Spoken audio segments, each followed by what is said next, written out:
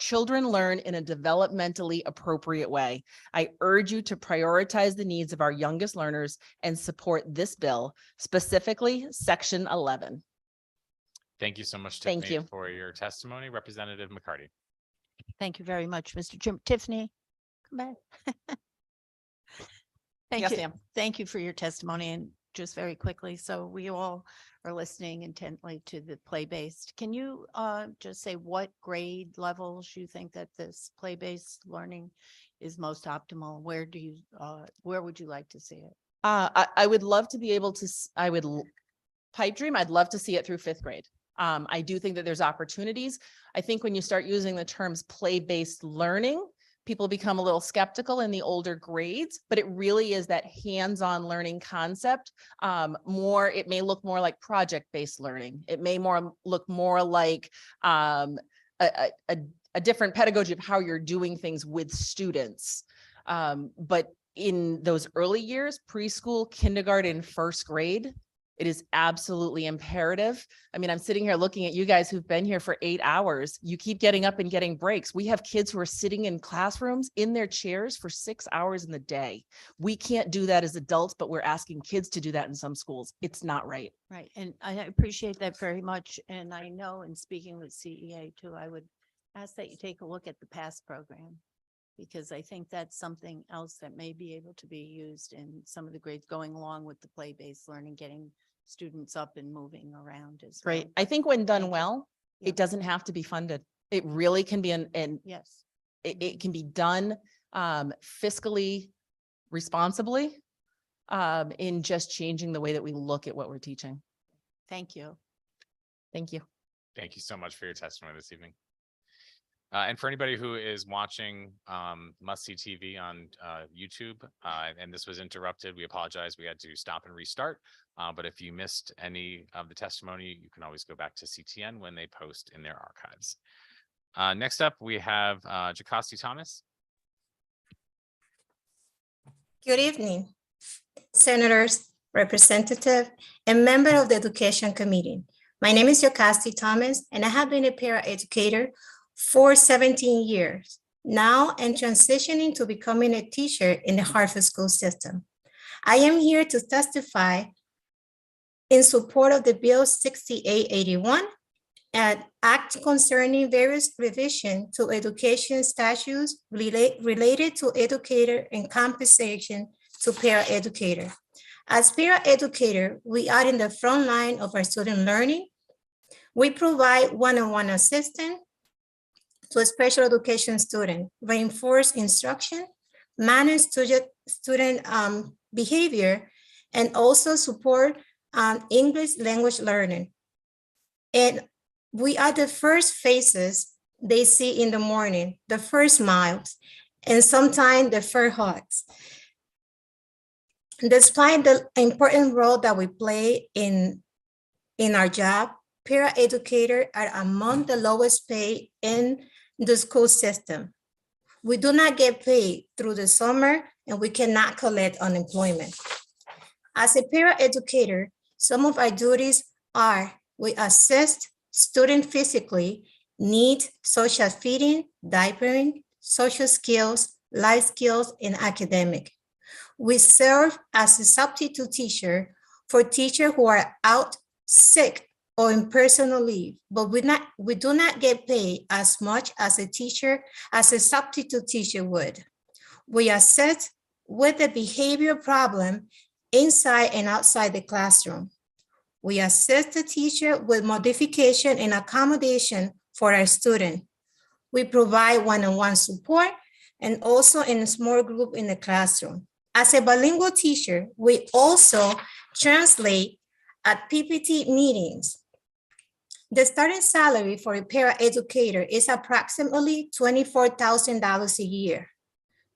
We have paraeducators with 13 years in the system with bachelor degrees, some with master degree, earning less than $32,000 a year.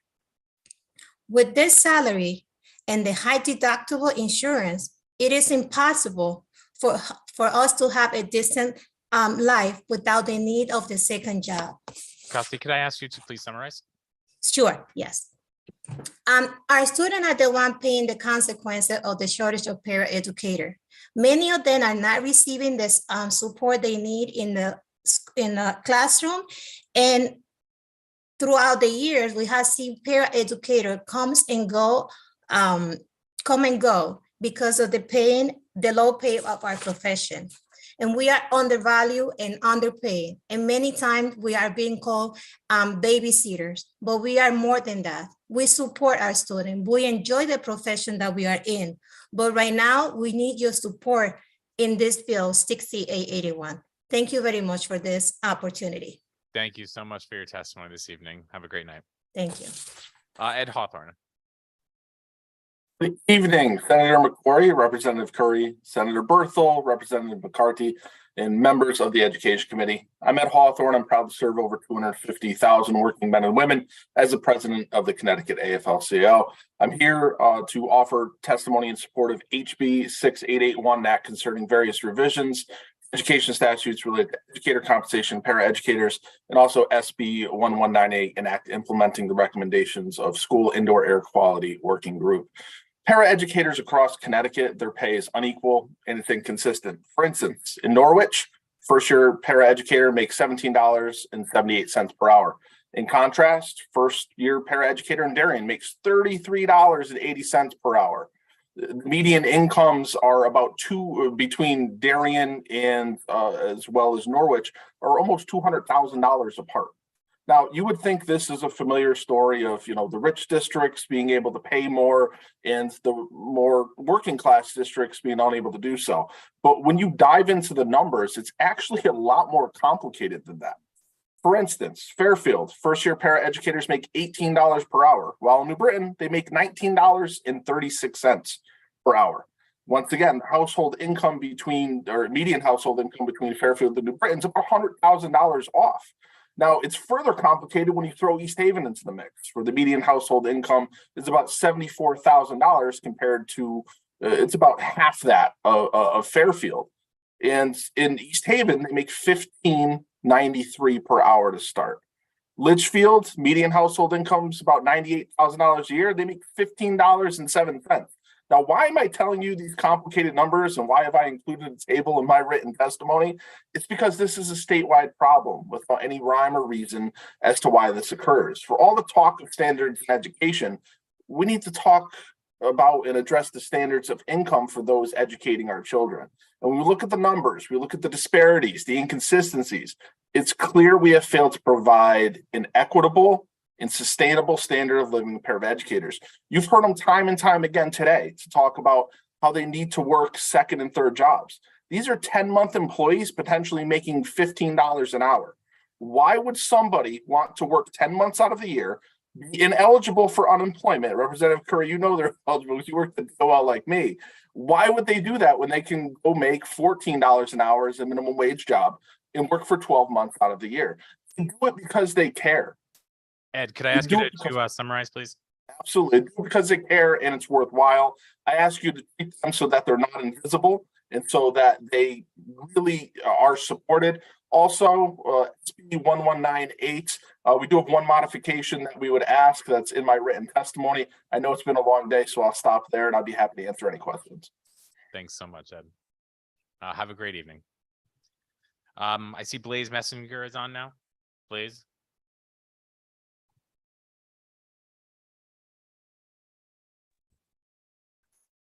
No. All right. Hi, everybody. Thank you so much. Thank you to the members of the committee, and thank you for sticking around for those of us in the triple digits. My name is Blaise Messenger. I am a sixth grade teacher at Cromwell Middle School, and I am the 2013 Connecticut Teacher of the Year. I'm here in support of Bill 6884, which will undoubtedly improve education in Connecticut. I want to focus, however, on the two provisions that provide both a teacher advisory board to the Department of Education, and that would add Connecticut Teacher of the Year to the State Board of Education in an advisory non-voting capacity. So before I was named Connecticut Teacher of the Year, I was a pretty good teacher, but I mostly just stayed in my room and minded my own business. But after that recognition, I liken it to when Dorothy landed in Oz and the world went from black and white to color. the world of education and teaching expanded like that multiverse and everything everywhere all at once. As the teacher of the year, I traveled all over the country to meet my counterparts from all 50 states for conferences and events, learning from some of the most cutting edge names in education. And I also became a member of the Connecticut Teacher of the Year Council. This group is composed of teachers of the year and other members of the education community. We administer the Teacher of the Year program and all the programming that goes along with that. At the time, back in 2013, we had a regularly scheduled quarterly meeting with the Commissioner of Education and staff to act in an advisory capacity on current issues, which at the time included hot button items like teacher evaluation and Common Core implementation. Our discussions had a definite impact on the eventual final version. These meetings that have happened occasionally in the intervening years, but this proposal would ensure that the department can have access to the depth and breadth of the knowledge, talent, and passion of the teachers of the year that include finalists and semifinalists in our program. And speaking of that knowledge, talent, and passion, these people, these teachers of the year, some of whom you've already heard from tonight, are a hugely powerful resource that is currently underutilized by the State Board of Education and other related agencies. Teachers of the Year in Connecticut go through an extensive vetting process, rising through several levels to receive that recognition. They're more than just great teachers. They are people who can see the immediate impact in their classrooms, as well as the big picture and how that affects the state and the districts and the schools of Connecticut. They have the passion, they have the depth of knowledge, and they have the drive to make education in Connecticut stronger. Please, Given the please speed that summarize. changes, I'm sorry? Please summarize for us. Okay, so given the speed that changes in education go on, this is crucial. I got into this business as a second career after I saw the impact that one great teacher, Miss Celeste, had on my son who's on the autistic spectrum. I ask that you support these provisions to give the Department of Education and the State Board of Ed access to the invaluable resource that these great teachers represent. Thank you for your time. Thank you so much for your testimony this evening. Representative Poulos.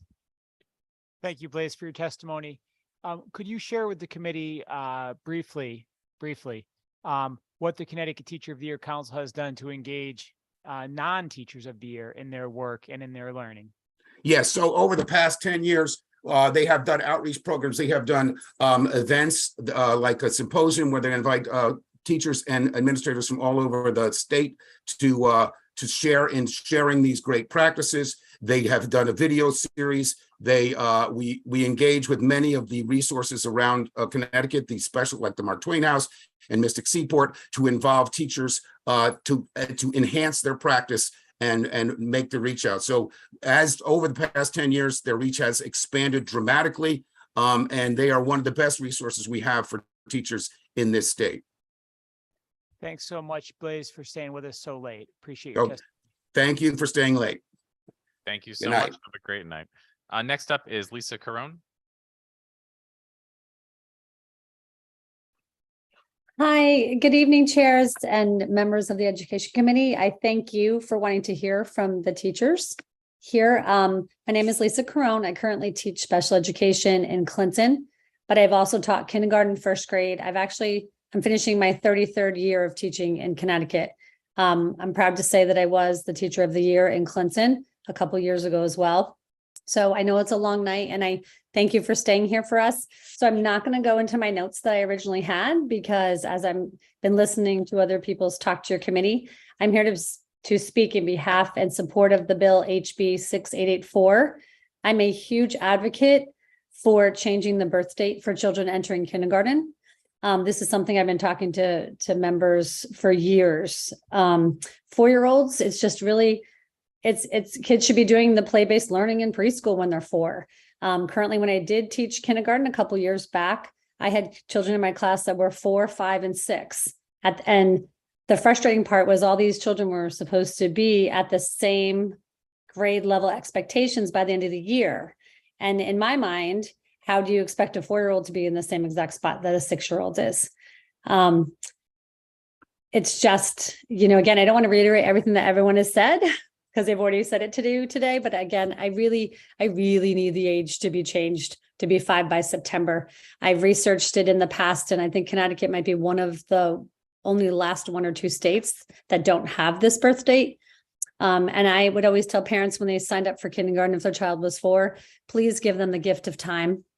Childhood is this much of their life, and the rest you're a grown up. Like, give them the gift of time. And I have had numerous parents come back to me and saying, thank you so much. I've never regretted holding my child and giving them another year to play. And I would tell parents, you're not holding your child back. You're giving them the gift of time. And that's a gift you can't ever get back. So I am in support of the play-based learning for the kindergarten children as well.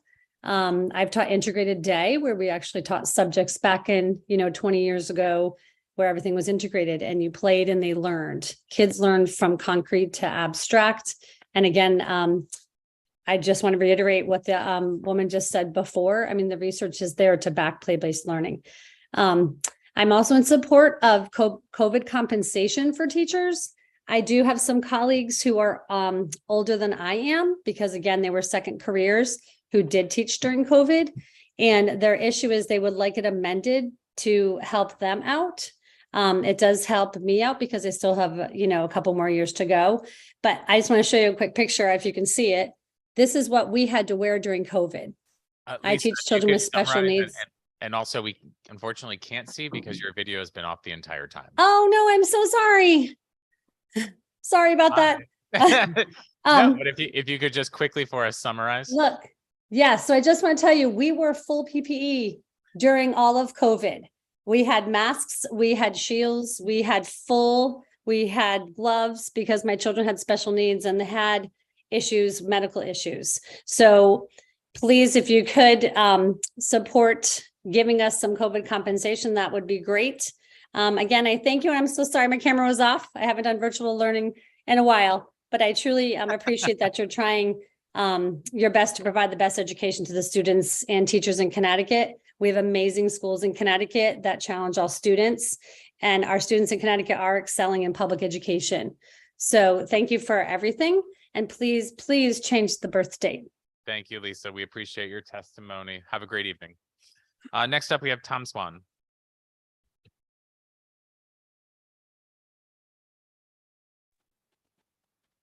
Whoops. Okay.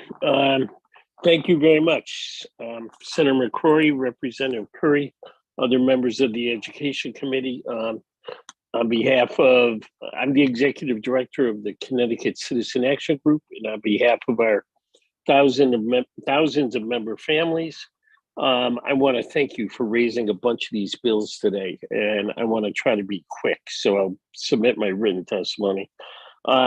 We're testifying today on 1198, the act implementing the recommendations on the Clean Air Group, 6881 concerning various revisions to the education statutes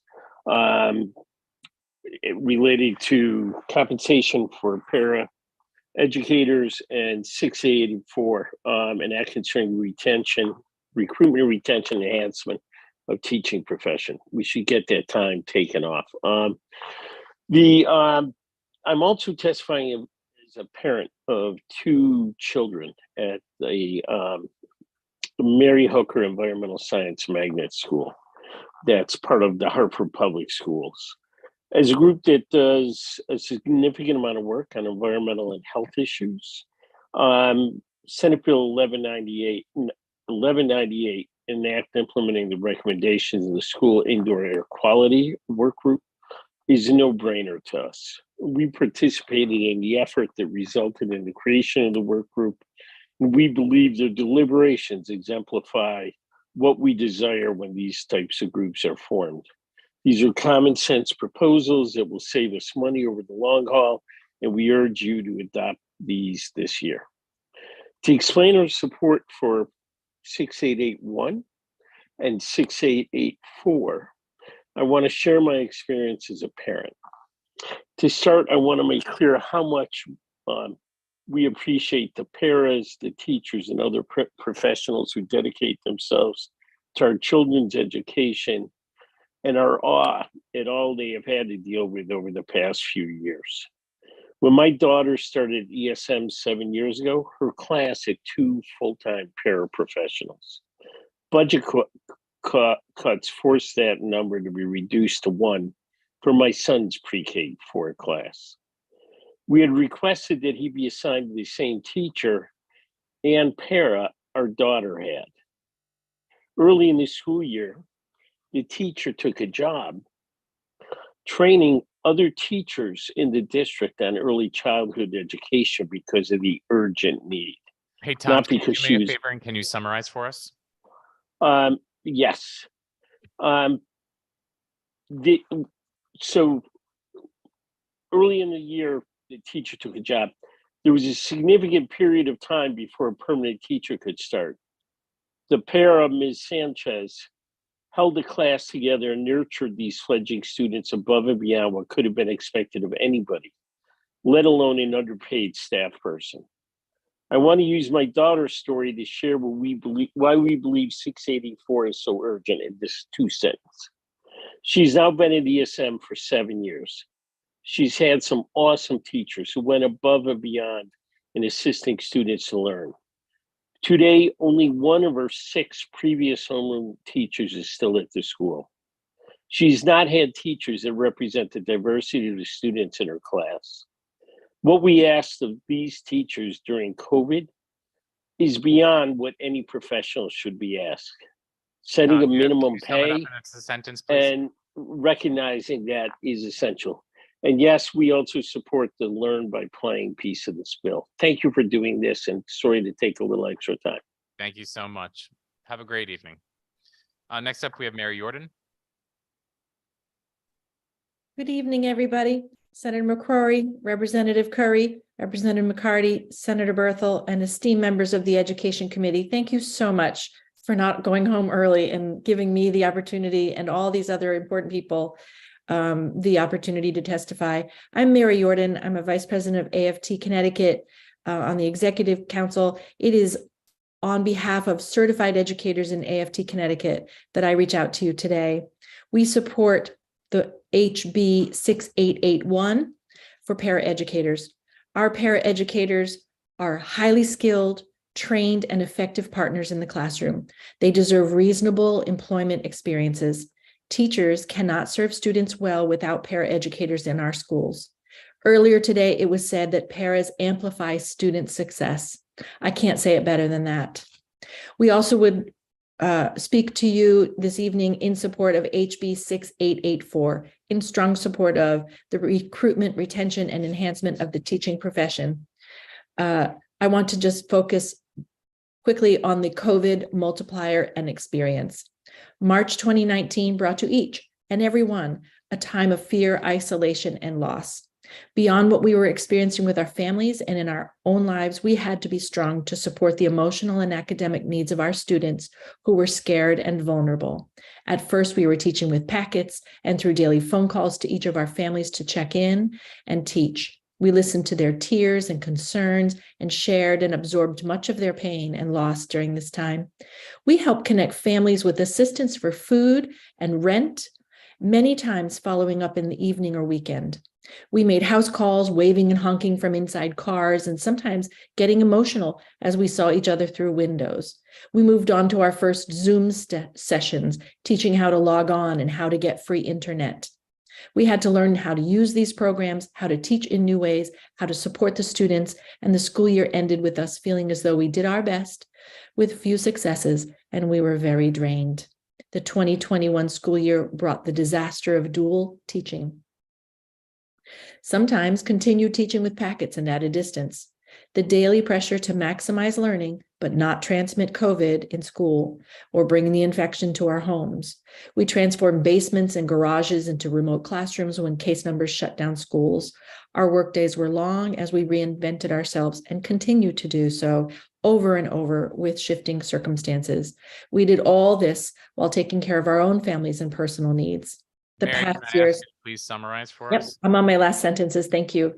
The past years have been overwhelming and rewarding. Our commitment is and always will be to serve the students to the best of our abilities. The COVID multiplier for retirement is a welcome and meaningful gesture to acknowledge the extraordinary efforts that were made. Thank you very much. Thank you so much. Always a pleasure to see you, and have a great evening. Thank you. Next up, we have Meredith Braxton.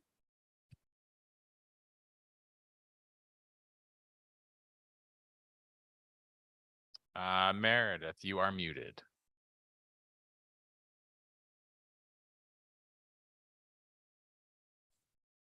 There you go. Sorry about that. I didn't know who was in control of that. Chairman McCrory, Chairman Curry, ranking members Berthel and McCarty, members of the Education Committee. My name is Meredith Braxton, and I am a special education attorney in Connecticut. Thank you for receiving my testimony in support of Raised Senate Bill 1200. As a special education attorney, I have represented numerous disabled students who have been restrained or placed in seclusion. Some of these students had a trauma history, and the act of being forced into a room from which they were not permitted to leave or being physically held down by multiple adults forced them to relive their trauma. Some of these students had communication deficits and were unable to make their needs known to the adults who were responsible for them during the school day. Some of these students struggled with impulsivity and emotional regulation. All of these students had an underlying disability that impaired their ability to effectively cope with something that triggered them in school. Being treated like this by adults who are supposed to be caring for a student often leads to school avoidance and school refusal. It always leads to associating school with further trauma. What it never accomplishes is improvement in the behaviors that seclusion and restraint are supposed to address. I have seen countless times that when appropriate behavior interventions are used by qualified professionals, which don't involve restraint or seclusion, a student whose education program was failing can succeed. I have been taught by numerous board-certified behavior analysts that behavior is communication. When these students feel they are heard and not abused, they can change their behavior and be productive members of their communities. Access to a free, appropriate public education is a civil right. Under our civil rights jurisprudence, education is understood to include not just academic skills, but also the core life skills that are necessary to enable participation in society. Unfortunately, this aspect of education is often neglected when school teams focus on behavior instead of on addressing the underlying skill deficits. What students try to communicate through behavior is often things like, "This is too hard for me. I'm embarrassed that I can't accomplish this task while my peers can. This environment is too noisy and I can't understand what is going on. I don't know how to break into this conversation," and myriad other challenges that students with disabilities face. School teams need to focus on the underlying deficits for these students, not the surface behavior. A private cause of action is necessary to help ensure compliance with the law. There's often no school record of a student having been restrained or secluded, or as there's chronic underreporting. Yet without corroborating witnesses or physical evidence such as bruising, it is very difficult to prove. Schools control what they put into educational records, how reports get generated, who enters their building. Parents are not allowed to record what happens in classrooms. For this reason, the burden of proof must be placed on the school to defend its use of restraint. Meredith, can I ask you please summarize for us this evening? That's what I have to say on restraint and seclusion. I'm also like to testify in support of the publishing state. Do that in a quick sentence or two, that'd be great. That's it, with state complaint decisions being published, because the lack of publication means that every single time there's a violation, something needs to be filed instead of being able to point to a previous violation to try to resolve the issue. Thank you so much for your testimony this evening, and have a great night. You too. Thank you. Next up, we have Lisa Gilbert. Good evening. My name is Lisa Gilbert. I'm a resident of Burlington and an early childhood special education teacher in Avon. I'm here to testify today in support of House Bill 6884, which takes important steps towards helping children to learn in developmentally appropriate ways and ensuring all children are at an age so that they are ready to learn in school. Play is an essential part to a child's development. It helps them learn interpersonal skills. It fosters curiosity, imagination, and creativity. As a preschool special education teacher, I have seen firsthand the benefits of play. Play gives children different sensory, physical, and cognitive experiences. Experiences build connections in the brain, which help children develop physically, cognitively, socially, and emotionally. Play is not a break from learning. It is how young children learn.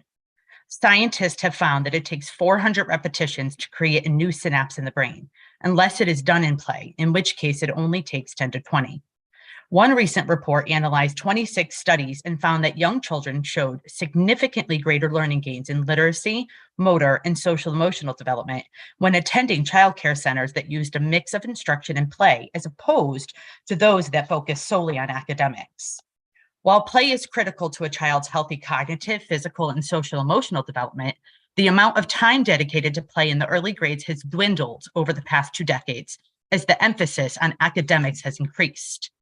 By allowing for increased playtime in the classroom, teachers can better address the social and emotional needs of students in early grades, which will translate to increased success in subsequent grades as well. Standardized testing and other forms of academic rigor have increasingly been forced on students in younger grades, leaving less time for unstructured play. When this is paired with Connecticut's kindergarten start age, many children demonstrate high levels of childhood anxiety and stress, significant misbehavior, and school disengagement. Elementary educators can all attest to the increase in challenging behaviors we have seen in young children. Connecticut has the youngest kindergarten start age of any state. Therefore, children who are barely more than 4.5 years old can be in the same kindergarten class as 6-year-olds. The youngest are often not ready for being in a classroom all day with older kids. As a parent and a special education preschool teacher, I have seen firsthand the benefits of waiting until children are 5.5 before beginning kindergarten. Throughout my last 20 years of teaching, I've had numerous students who were K eligible by birth date, but not developmentally ready to move on. Working with parents, we decided to have them delay their entry to kindergarten. In 2 of the recent cases, the students were able to exit special education and were more successful in kindergarten. They had more time to develop. Please summarize for us this evening. Absolutely. Children under 5 should be provided universal preschool, focusing on play as a more appropriate setting for them developmentally. This would also give our young children with special needs more time to develop and potentially close the gap with their same age peers. I truly hope that a change in the right direction can be made, and thank you all for your time. Thank you so much for your testimony this evening. Senator Seminara online. Good evening, Lisa. Thank you so much. I just wanted to say thank you for your patience and for your testimony this evening. We really appreciate your input. Thank you. Thank you so much. Have a great night. Next up, Josh, good to see you.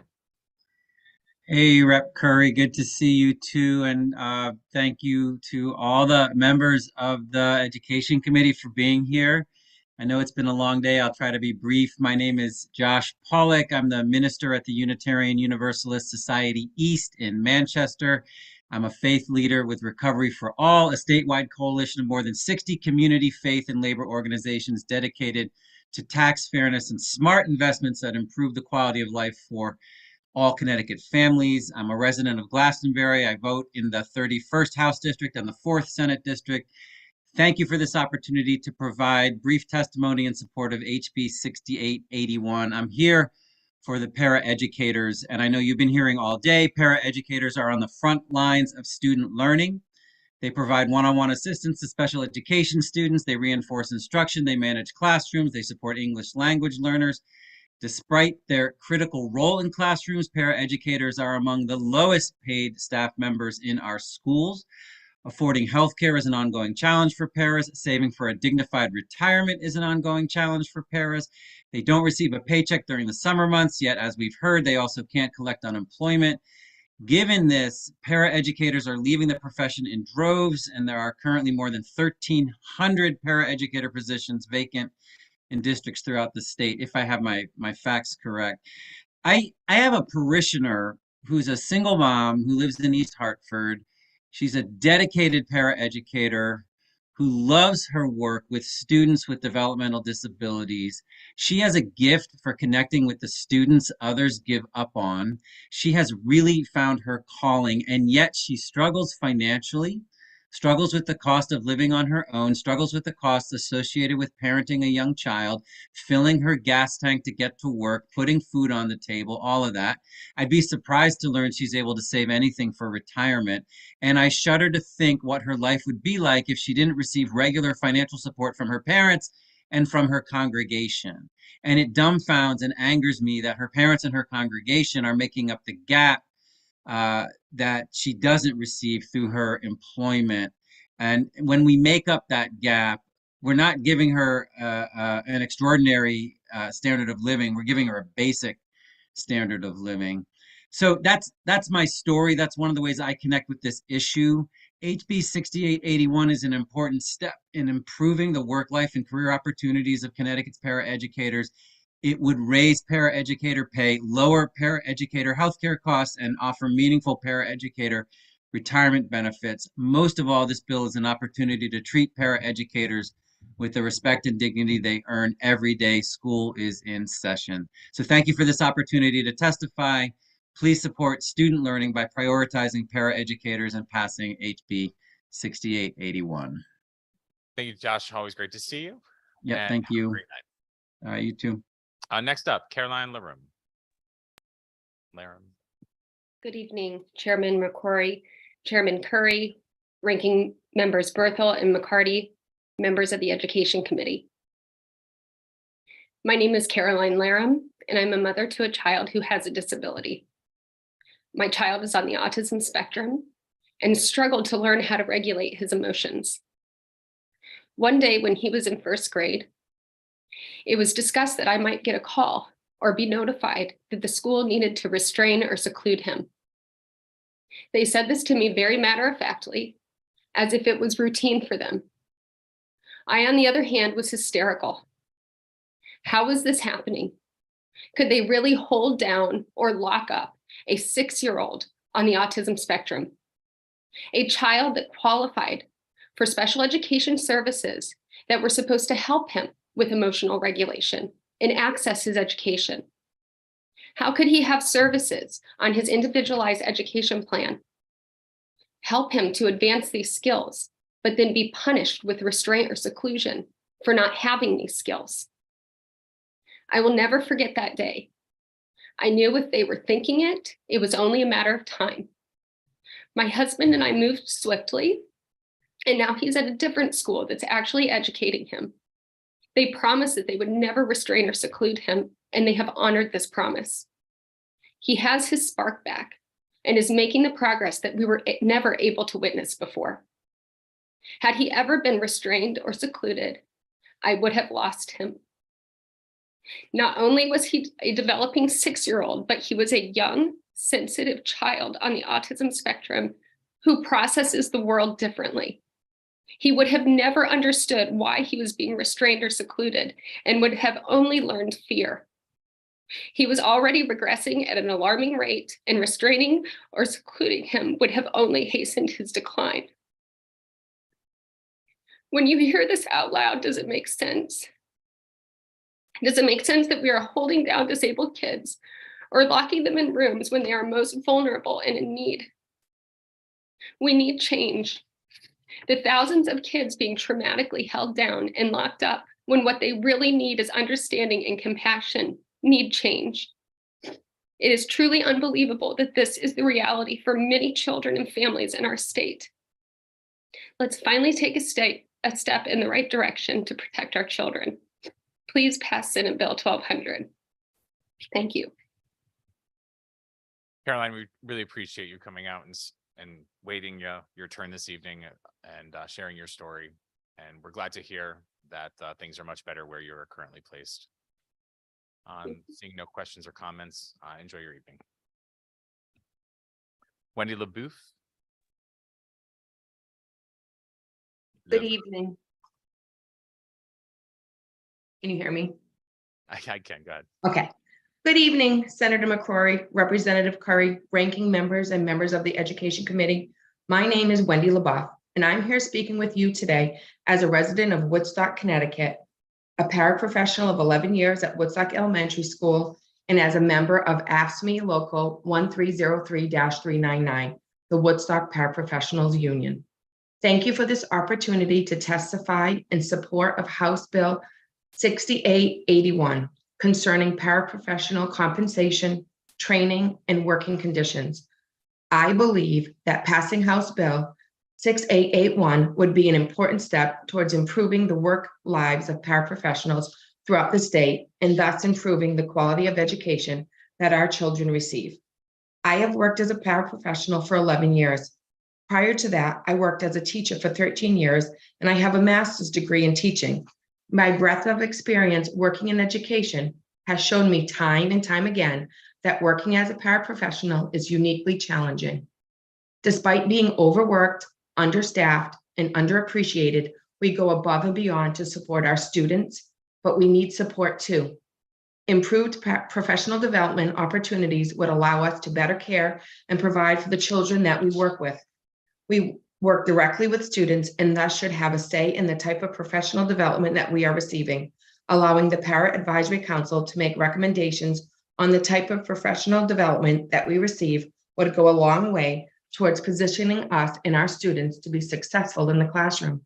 Additionally, my 24 years of hands-on experience has provided me with a greater understanding of what our students need to be successful in school. Currently, paraprofessionals are not permitted to participate in planning and placement meetings for students, despite directly working with and teaching students all day long. This is a disservice to the students that we work with, as our hands-on role as paraprofessionals allows us to better understand their needs and unique challenges in the classroom. Allowing paraprofessionals to participate in these meetings would undoubtedly improve the quality of education that our students receive. Paraprofessionals do this job because of the love we have for the amazing children we see each and every day.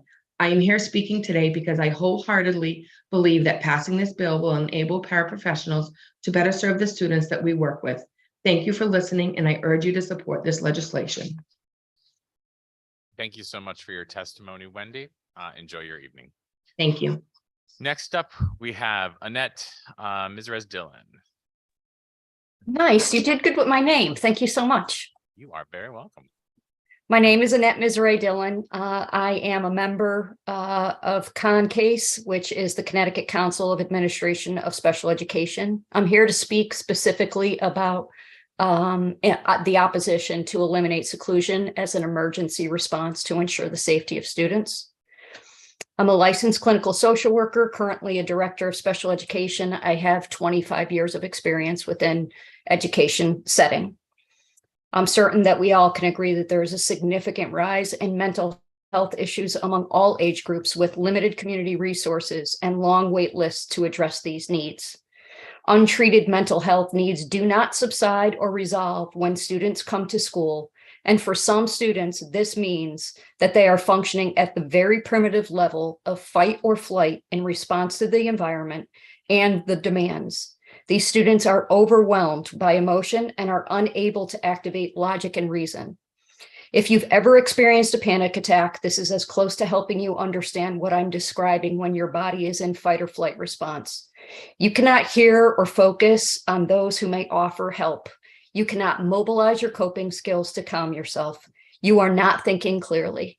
In fact, you're not thinking at all. In these moments, I have witnessed students slam their head into desks, run out of the building and into traffic, lunge and assault peers, stab themselves with pencils, throw shoes, books, and furniture, punch and break windows, and entirely disrobe. In my years of education and as a school social worker, I've always been part of district's crisis team. It's a dedicated group of people who are very well trained, who are constantly revamping and debriefing following incidents of restraint and seclusion to do better, to learn more, to understand student needs. And we do it in a calculated and strategic way through methods that have been taught and trained to us. It is not the first thing we go to. It is the last thing in a series of attempts to try and de-escalate and resolve the situation without having to put hands on or ask a student to be separated or secluded. Allowing a student to continue to harm themselves in the presence of peers or to leave a contained area when in crisis, which this proposed bill currently endorses, is not only heinous neglect, but it is also dismissive of the profound mental health needs that schools are attempting to manage. Furthermore, when students are summarize for us. Absolutely. Thank you. The State Department of Education already has strong and responsible policies and monitoring already in place for every instance in which the school utilizes a physical hold, a forcible escort, or seclusion with students. I urge the Education Committee to be trauma informed when considering the continuum of response to students in crisis. Please prioritize the dignity and well-being of all by acknowledging the reality and supporting the necessity that some students will require physical management or seclusion in an emergency. Thank you. Thank you very much for your testimony and have a great night. Next up, we have Kenny Fostew. Fostew. Fostew. Foscue. Thank you. Thank you so much for sticking this out with everybody. My name again is Kenny Fostew, and I live in North Haven. I'm speaking in support of SB 1198. I'm presently a volunteer with the School IEQ Coalition, and we've been working with Representative Leeper and Senator Kushner in conjunction with the Legislative Working Group. I'm retired from the Connecticut Department of Public Health. For 18 of the 26 years I worked there, I coordinated EPA's IEQ Tools for Schools program that worked with school districts to address indoor air environmental quality issues. I also coordinated the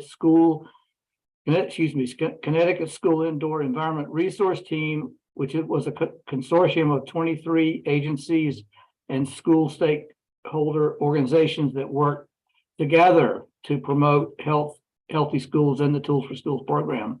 A major part of this work was coordinating the establishment and training of Tools for Schools teams in over 900 Connecticut schools to assess and address IEQ problems.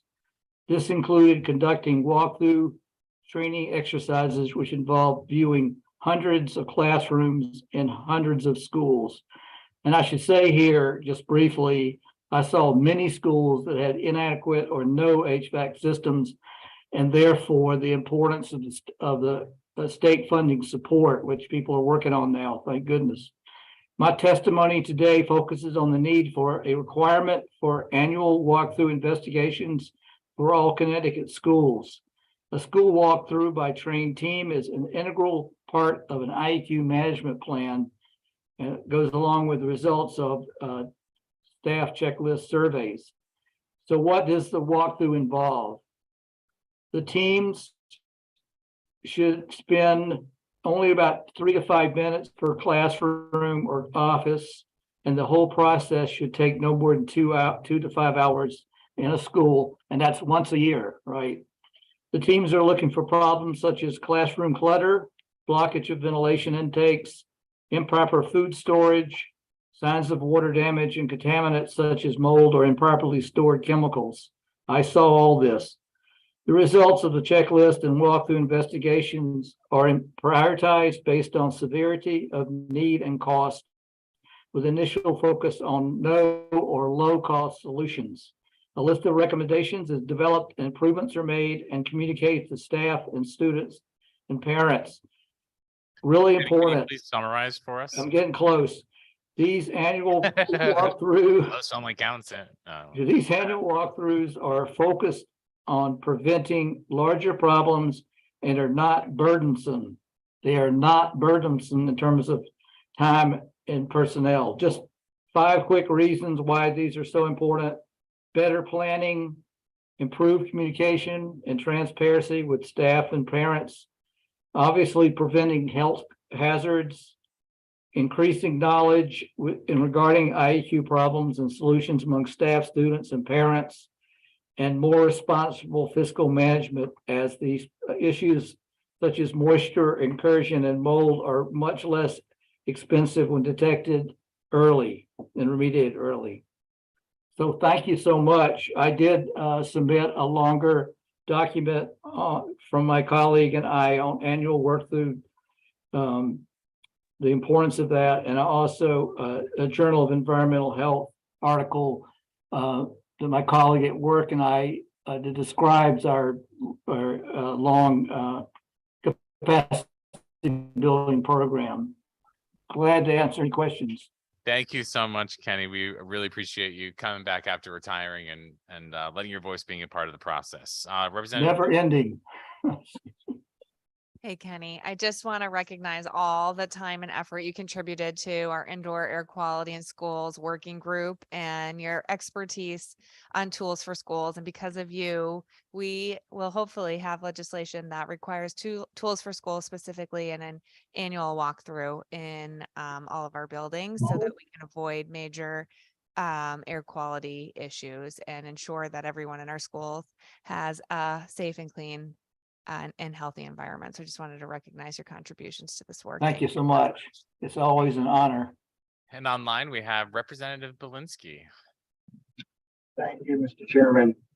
Kenny, thank you very much. I'd like to acknowledge the fact that you have been here since the very beginning. And when I say beginning, I don't mean 12 o'clock today. I mean, you've been here for 20 years promoting the healthy indoor air quality in schools. And for that, I thank you. When you refer a moment ago to the resource team and it having 23 state agencies or authorities that were, contributing to that work. What was that? I mean, was it appropriate to have that level of oversight? And, what have we done in this year's legislation to provide adequate oversight? And I'll let you answer that question before I go to part B. It was really about everybody working together, everybody from CAPS and CABE to the occupational health programs at Yale and UConn. Obviously, the teachers unions, EPA was involved because it was their program. I could go on, but it was really great. And a lot of this was providing a service to the schools, right? We were not in a regulatory position. But I can see where, something like requiring certain things is really important. And I'll also say, I think it's really time for my department and some of the other departments like the Department of Labor and Department of Education and even DEEP to get together and really work on this and provide backup for the schools. We're asking them to do things.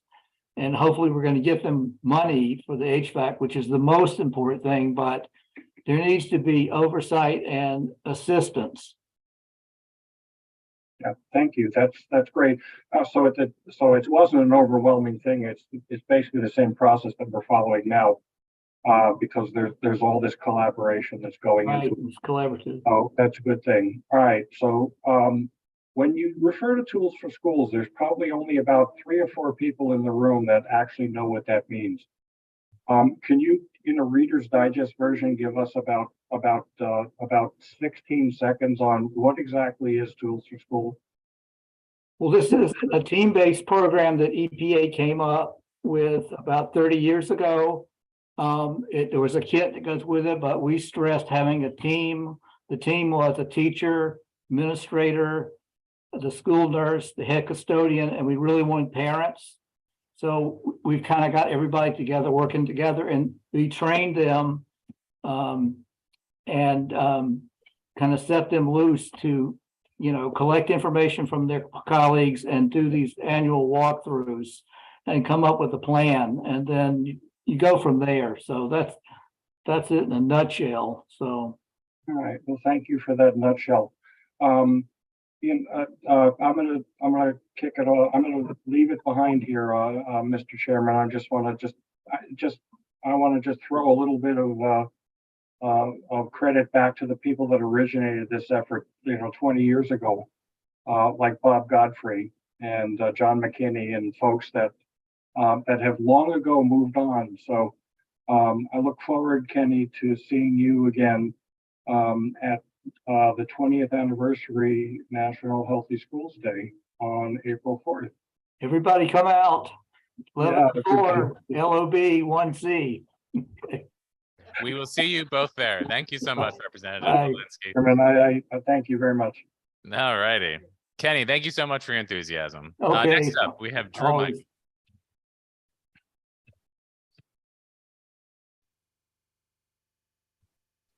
Drew, I saw you on there earlier. Yes. There Yes, you go. could you hear me? Great. Good evening, members of the Education Committee. My name is Drew Michael McQueeney, and I'm a professor of early childhood and elementary education at Central Connecticut State University, where I supervise student teachers, and I am in support of Bill HB 6884. Two reasons why I'm supporting this bill. First, the TPA is not even an assessment tool used in the public schools to evaluate teachers, and I believe that the solution is to get rid of it, and we need to have student teachers assessed using the Connecticut Common Core for Teaching rubric that all public school teachers are using in the state. We would definitely have to modify it though for student teachers, since student teaching is different than actual teaching. But this way student teachers can learn and practice how they will be assessed when they become a teacher, and it'll make them better prepared. And as a student teaching supervisor, it's very hard for me to teach student teachers how to align teaching practices necessary to work in Connecticut public schools with practices that are expected for the TPA assessment. The other thing is that play is the only thing that needs to be in preschools and kindergarten. And Piaget said play is the work of the children, and it's the biggest indicator of success as an adult. We know COVID hurt young children's social and emotional skills, and 3 to 5 year olds have no clue how to socialize. Play solves this problem. Let them be outside the whole day. We did that in the olden days. So, why are public schools scared to do this, right? They're not ready for academics. As a PhD candidate at the University of Hartford, I'm studying the role of play, and there's two things I'd like to say quickly on it. One, play is voluntary, child-led, and pleasurable. Play has no structure, and even saying play-based learning, it's a stretch because there's an academic component to play, but play is not academic. The research says it overwhelmingly. And also Article 31 of the United Nations Constitution states that children have a right by law to play. When we take that right away from them, we strip them of their right to live. I urge you to pass HB 6884, eliminate the TPA, bring back sandboxes for our children to play with at all times. We cannot be asking 5-year-old children to sit in desks for 6 hours, because that's just child abuse. You all have a moral and ethical obligation to do right for our youngest learners. You wouldn't want your child to do things that are developmentally inappropriate, so why are we allowing it for other young children? Seek out people like me who are training teachers in state universities who have a fuller and robust knowledge base, teaching, learning, schooling, and educating. I was a former preschool special ed teacher for 5 years, and now I'm training teachers. Thank you very much for your time. Also, just to note, the concern with having a school employee deny the right to play-based learning, which is specified in the bill, is concerning, which could lead to a denial of participation of many young children, especially those who may need it the most. Again, thank you for your time in listening to my testimony. Thank you so much for your testimony and for teaching the teachers. Next up, we have Lori Chartier. Is Michelle in the room? No. Go ahead, Lori. Hello. Hi, my name is Lori Chartier. Good evening, Senator McCarty, Representative Curry, ranking members, and members of the Education Committee. My name is Lori Chartier. I live in Plainfield and work as a paraprofessional at Killingly Memorial School in Killingly. I am also a member of the AFS-CME Local 3689, the Killingly Paraprofessionals Union. For 7 years, I have worked as a para. I currently work one-on-one with a student, but sometimes it can be more. The classroom I work in has 6 behavior students. During certain times of the day, we bring our student into the regular classroom. When my student is not in the regular classroom, I am his teacher. I help explain his work. We go over writing assignments, research papers, math. We must do it together because unlike other students, he is unable to do it independently. Most people do not see what we do. It is a nonstop job. I am always focused entirely on my student. You never know what the day will be like from one day to the next. Yesterday, I was in the classroom providing restraint assistance and avoiding being bit and hit with everything available in the classroom that could be thrown at me. Last year, I had to go to the ER due to a student. I had to protect the rest of the classroom. This was in a regular classroom by blocking my students' punches. For a week, I couldn't open one of my eyes. On top of this, I was recovering from brain surgery to treat a brain aneurysm. After this experience, people often ask me why I keep doing this work. Our students need care and attention. These are not bad students. As parents, we are the ones that make a deep impact on them. I don't want to give it up. If I have the patience for this work, this is where I belong. My passion for being a para remains unchanged. However, it is becoming harder to stay in this job due to the low wages. I refuse to stop doing what I do, but I also need to make a living. I have 2 teenage daughters that live with me, and I also take care of my elderly dad who has Alzheimer's. I enjoy the hours and being there for my students, but I am unable to make ends meet. I worry I will have to look for something else. This bill is intended to elevate the wages of paras. If I made a living wage, it would help me stay and continue improving these kids' lives. Lori, I don't want to can you leave, summarize however. for us, please? However, I am responsible for my family. I must think of them. I would also, to wrap it up, be allowed to assess the PPTs and IEPs, because as a para and being one-on-one, I know my student most out of anybody else in the school. When I'm not included in my student's PPT, there is a missing piece, and it is lost opportunity when I am unable to lend my voice in the student's educational plan. And they are the ones who suffer when there is a lack of communication. So Thank you so much for your testimony this evening, Lori. thank you. Have a great night. Thank you, you too. Oh, hold on one second, Lori. Representative McCarty. I'm sorry. I just wanted to thank you, Lori, explaining all of the your situation, and just thank you for staying in the school. Thank you. I love what I do.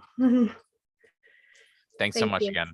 Thank you. Next up and live and in person, we have Michael McCarty.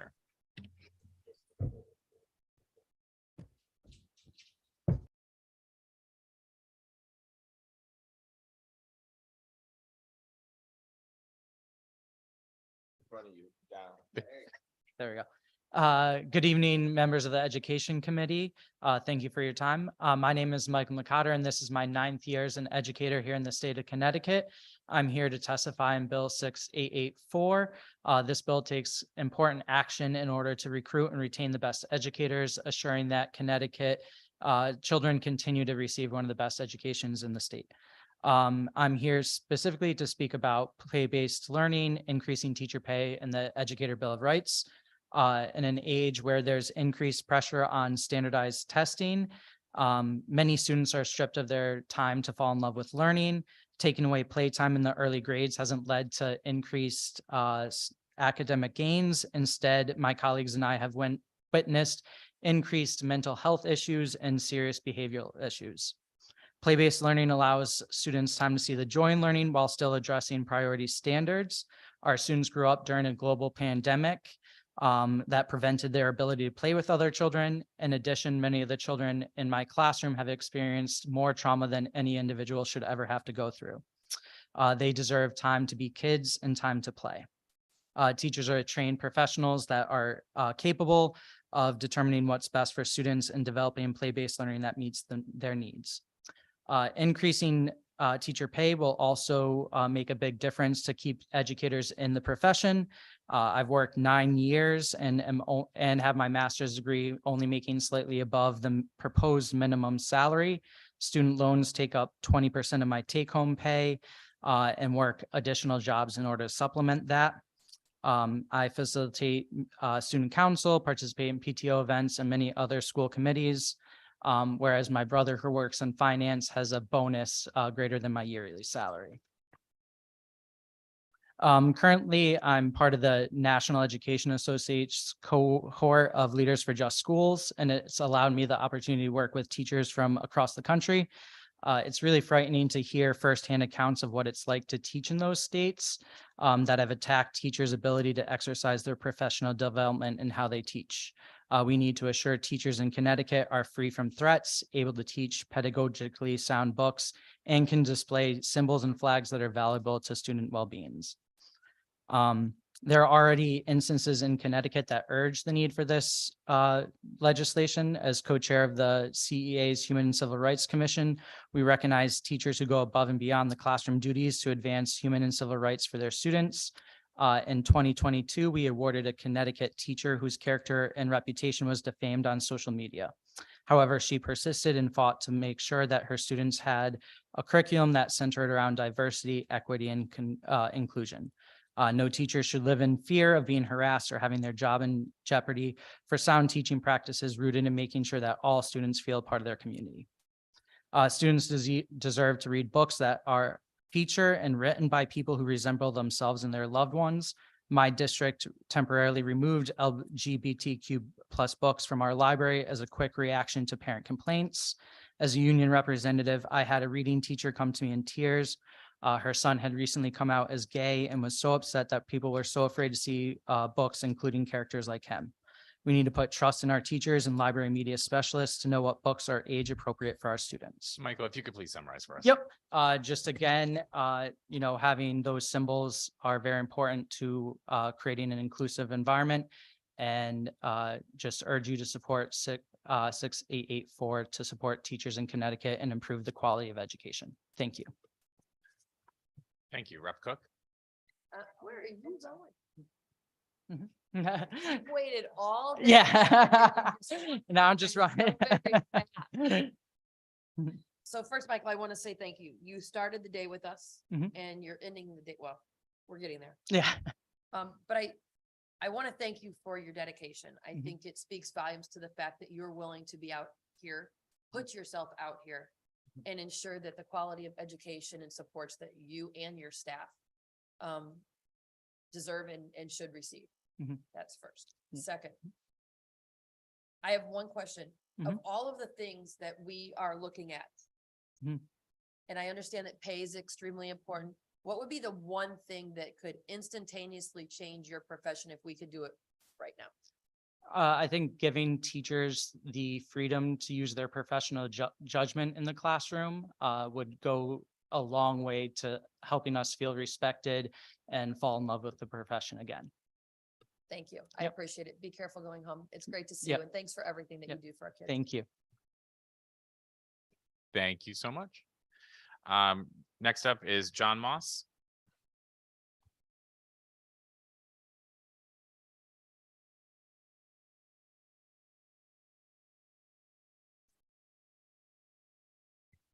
Good evening. My name is Jonathan Moss, and I'm a resident of West Hartford and a fourth grade teacher in Avon. I'm here to testify today about in support of House Bill 6884, which takes important steps toward addressing the worsening educator shortage in Connecticut. I applaud and thank you all for considering the many objectives of this bill. And while I enthusiastically support each of these and would like to speak about them all, I would really like to focus on two in particular this evening. Never before has the importance of self-directed prep time been more critical. Many might think this time is for planning lessons, grading work, and emailing or calling parents. And this is true. And if this was all we did during this time, we'd still be able to effectively use each and every minute of our time. Many teachers choose to plan collaboratively in order to jointly make sense of new units of study we are learning to teach, because I've never encountered a school year in which I didn't have a new program to implement. In addition, we look at data to identify struggling learners and plan for how we will provide extra support. We collaborate with special education teachers to plan for how we will meet the needs of students with disabilities. We wrestle with copy machines to often prepare different versions of an activity in order to meet the unique needs of individual students.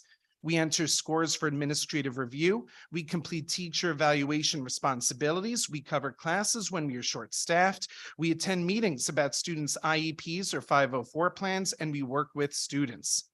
Veteran teachers mentor and support their newer colleagues, and our beginning teachers live in the overwhelming reality in which each of these steps that I've described takes longer for them, and they must also complete the team process on top of this.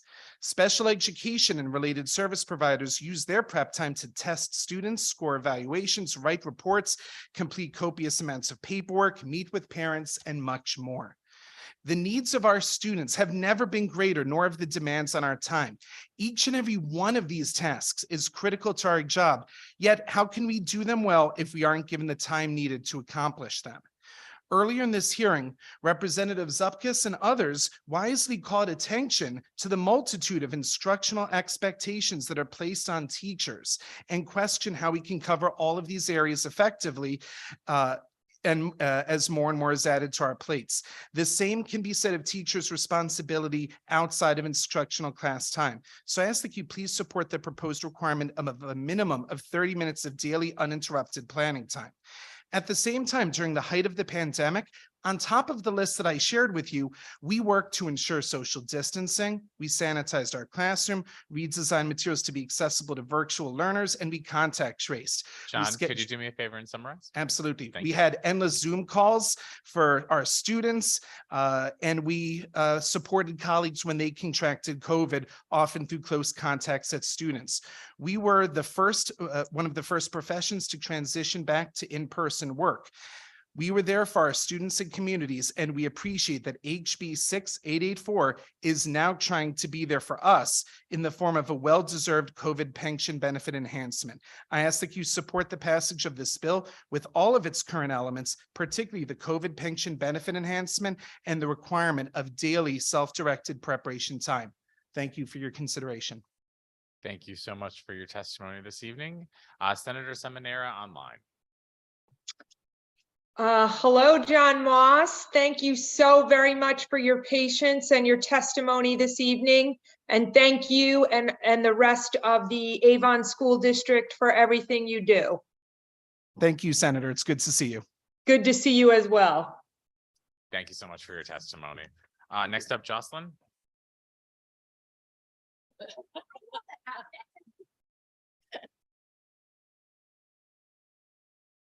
Good evening. I'm Jocelyn Delancey. I'm the Vice President of the Connecticut Education Association. I'm also a fifth grade teacher in Darien. I have a few pages of written testimony, which I've submitted, but I'm not going to read them tonight in the interest of time and because I live in Stamford. What I will say is this. We have one opportunity to get this right. That time is now. We've heard compelling, honest, passionate testimony about 6884, 6881, 1198, a few others. And I believe CEA believes, and the teachers who've spoken today believe that this combination of bills that were proposed in this hearing and ones before this are the right combination of legislation to make transformative change and put our schools on the right track, help support teacher recruitment and retention, including supporting our paraeducators. We need to do this, and we need to do it now with all of the components. I've heard very, very little opposition to the things presented here today. My worry is that after this hearing ends, there will be people who come to you and say, this is too expensive. This isn't necessary. We don't have the ability to figure out the schedule to do this right.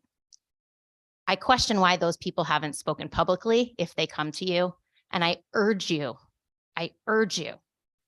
to please keep these bills intact and keep them the way they are, put them through this committee and make us a historic state that makes us pioneers in changing the narrative for public schools, supporting educators, encouraging really fun, joyful, creative learning, and get our place in history as doing this, being the first to do it and do it well.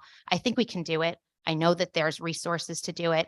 And you've heard from the experts. You've heard from the people in the room who do this every day. You've heard from the young people who want to do this every day, but really feel that there are barriers that can't let them.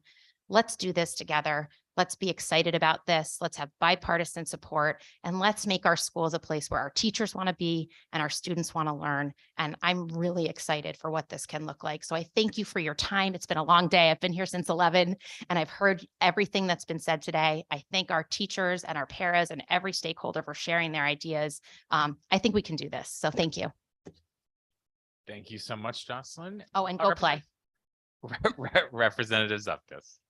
Thank you, Mr. Chair. I'll be quick. Thank you for coming. And I know we had a conversation outside, and I truly believe that this committee, this building keeps piling and piling, and I don't know how we're going to solve that. But you did mention cost, so I just wanted to bring it up. Do you know what the cost of this bill is, the para bill? Do you have any? I haven't factored the para bill, but I know that our language in 6881 proposed the $600 million grant program to help supplement the salaries. Right.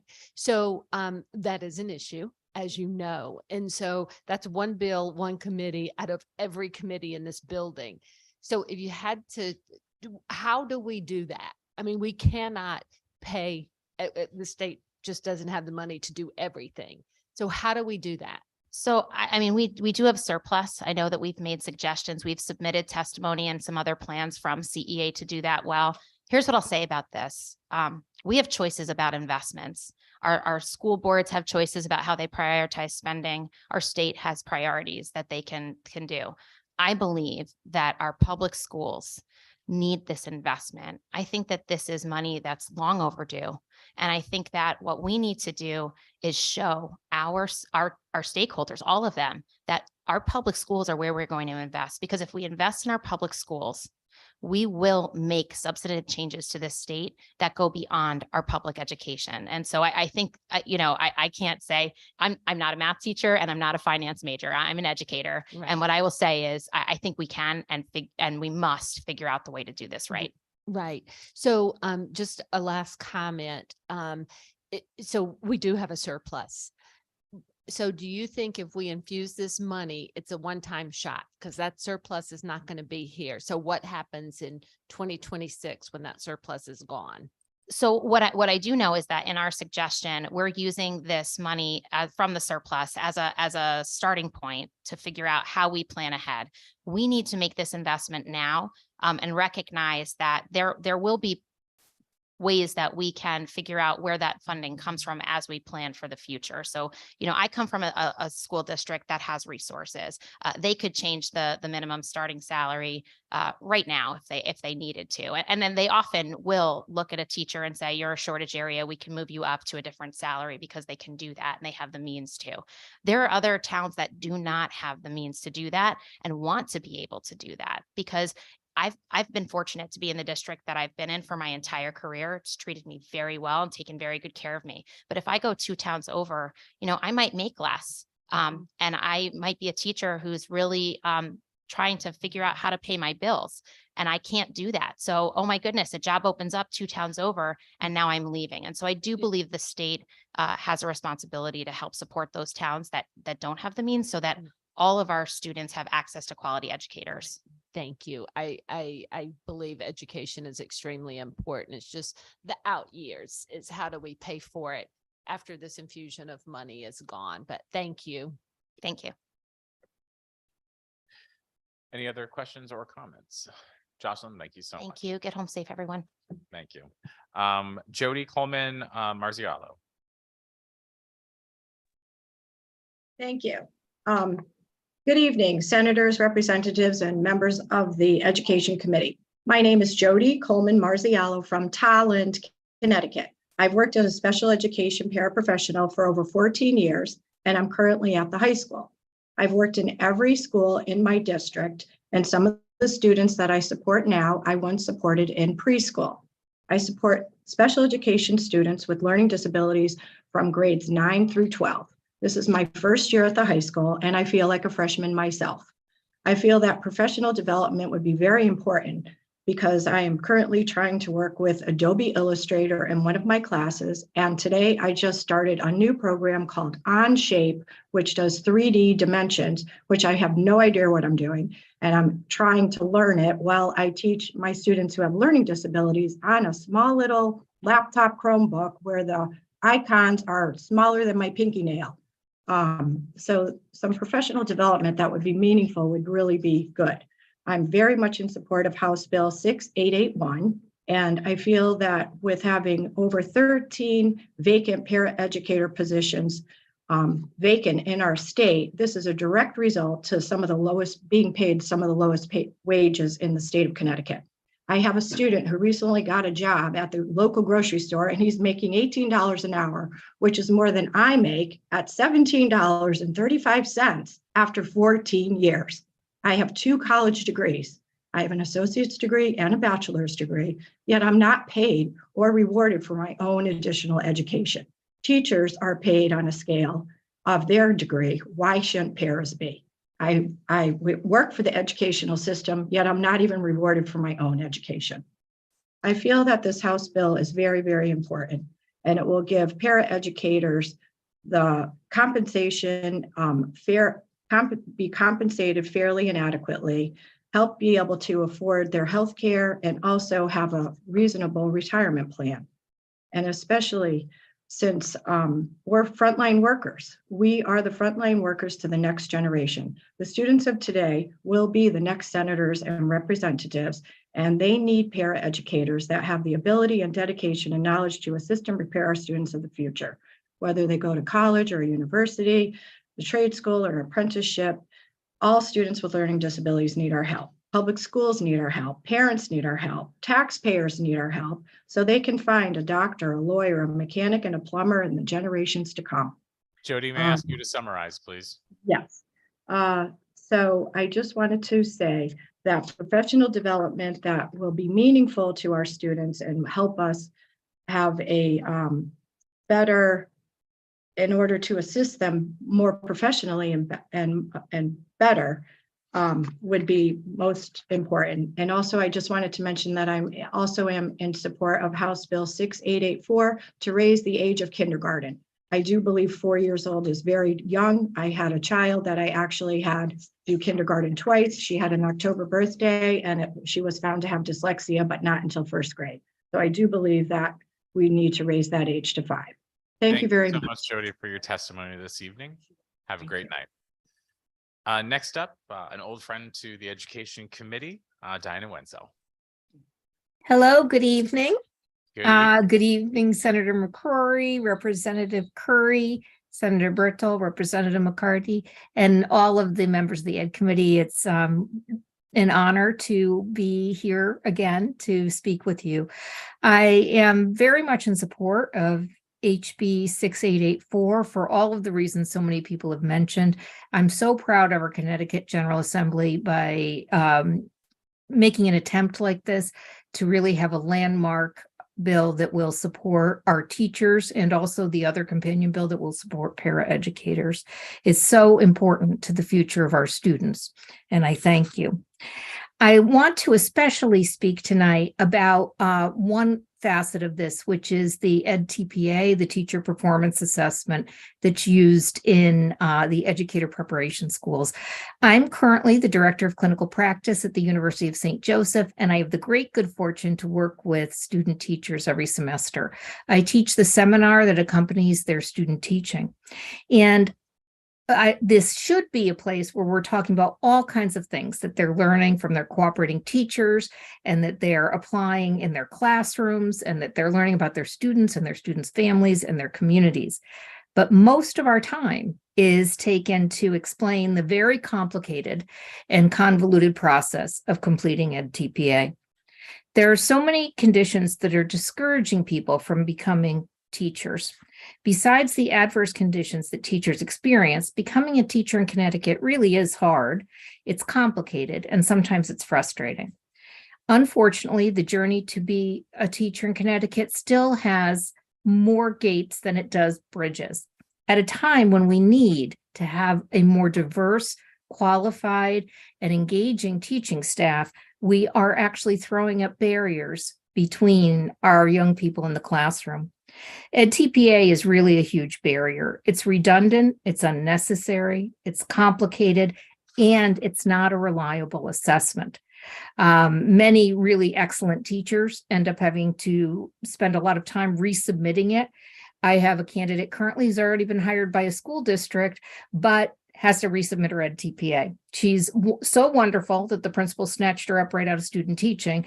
I think I can trust our colleagues in our schools and our classrooms, our cooperating teachers and our Connecticut educators a lot more than I can trust an anonymous assessor from a large testing company like Pearson. One of my biggest concerns about EdTPA is the students that struggle the most with it are our first generation college goers, our students of color, and our multilingual learners. I feel like this is really at cross purposes with Connecticut's goals around having a diverse and culturally competent teaching force in Connecticut. There are a lot of issues with this assessment. I'd be happy to discuss them another time at greater length, as I know you've been here since all day. But I think that it would be really great, instead of having UConn develop an alternative, to actually put together some sort of group that would include in-service teachers, people that have served as cooperating teachers, teacher leaders in districts, and along with professors from educator preparation institutions, so that we could do this collaboratively. We have really talented educators in Connecticut, really committed professionals, and I think we could come up with something that would be supportive of having the kinds of collegial conversations we want our new teachers having. Thank you for the opportunity to talk with you tonight. Thank you so much, Commissioner. It's a pleasure to see you, and thank you for staying up with us. Representative McCarty. Thank you very much, Mr. Chairman. And I just wanted to say hello to you, former commissioner. And I'm glad to hear that you extended an offer to speak to you a little bit more, because I will freely admit that I was one of the individuals that really was holding back the EdTPA, and I wanted to understand more. We heard from our students today. And I know that a working group, that if we put it together with the appropriate professionals in place, that we will get it right in Connecticut. But I would like to further the conversation, if I may, with you. I'd be happy to. That'd be wonderful. Thank you. Thank you again, and have a great night. Next up, we have Robin Hubert.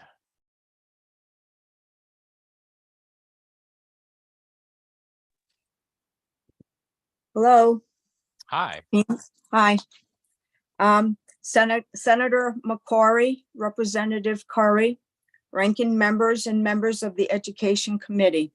Thank you for this opportunity to testify in support of House Bill 6881 concerning paraprofessional compensation, training, and working conditions. My name is Robin Hubert. I'm a special educational paraprofessional at Killingley Memorial School and have been employed by the Killingley School for 32 years. In the fall of 2020, I was recognized by the Board of Education for the school district's Paraprofessional of the Year. And I'm also a former president of my union, ASME Local 3689. I'm turning 65 this month, and I'm on the verge of retiring. I do have a second job. I'm a CNA, and I've been a CNA for about 20 years. And I work during the summers and on weekends because my pay as a paraprofessional is so inconsistent. We don't work. When we don't work, we don't get paid for the days, even though when the kids aren't there. So when school's not in session, we don't get paid. I can't bank on getting the same amount of money all the time in my paycheck every week. When my school district changed from a PPO to an HSA health insurance plan, I got the sense that a lot of paras didn't want that change. They felt like they had to make the switch. I was grandfathered in, and HR let me stay on my PPO plan. Other paras didn't have that option. With an HSA, one major medical incident can wipe you out. Low-paid paras gain very little from the tax advantages of an HSA and are unlikely to have thousands of dollars to contribute to such plans. School districts are paying less and less into the HSAs, which means we're paying more. We need to move to a healthcare plan that is affordable and state-sponsored, since our school districts can't seem to provide them. Last year in Killingley, the Board of Education rejected a grant-funded school-based mental health center at the high school. Even among the general ed students, paraprofessionals are seeing a lot of mental health problems. We're seeing the kids are struggling in the classroom because they're a year or more behind because of COVID learning loss. Paraprofessionals. Please summarize. Yep, paraprofessionals need to be included in more kinds of conversations about the students we work with. We want access to PPTs because that would help us service our students better and know more about what's going on with them. Thank you. Thank you so much for your testimony this evening. Have a great night. You too. Thank you. Next up, Caron Kleinschmidt. Good evening, Caron. Hello, good evening. My name is Caron Kleinschmidt. I've been a math teacher in the state of Connecticut for about 28 years, and I currently work in Region 15. I was also an assistant cross-country coach for 9 years, and I currently am an advisor of a cyber club. I want to thank you today for allowing me to speak in front of this committee, and I admire your ability to listen to so many testimonies today. I am here in partial support of Bill HB 6884. I support the bill, but I have concerns about the Section 3 COVID service benefit enhancement piece of the bill because it fails a teacher like myself who may retire prior to July 1, 2026. We, teachers like me, have been ignored and we have been let down. I read the language of the bill 6 times. I was in disbelief. I felt like I'd been punched in the gut. Where else, in what other profession, have frontline workers been told, we acknowledge your sacrifices and extraordinary service during the pandemic, but only if you work for 3 more years? And extraordinary and sacrificial it really was.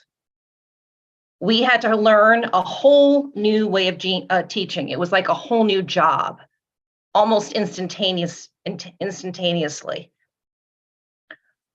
We did stuff like wash the desks in our classrooms with disinfectants and gloves 5-6 times a day.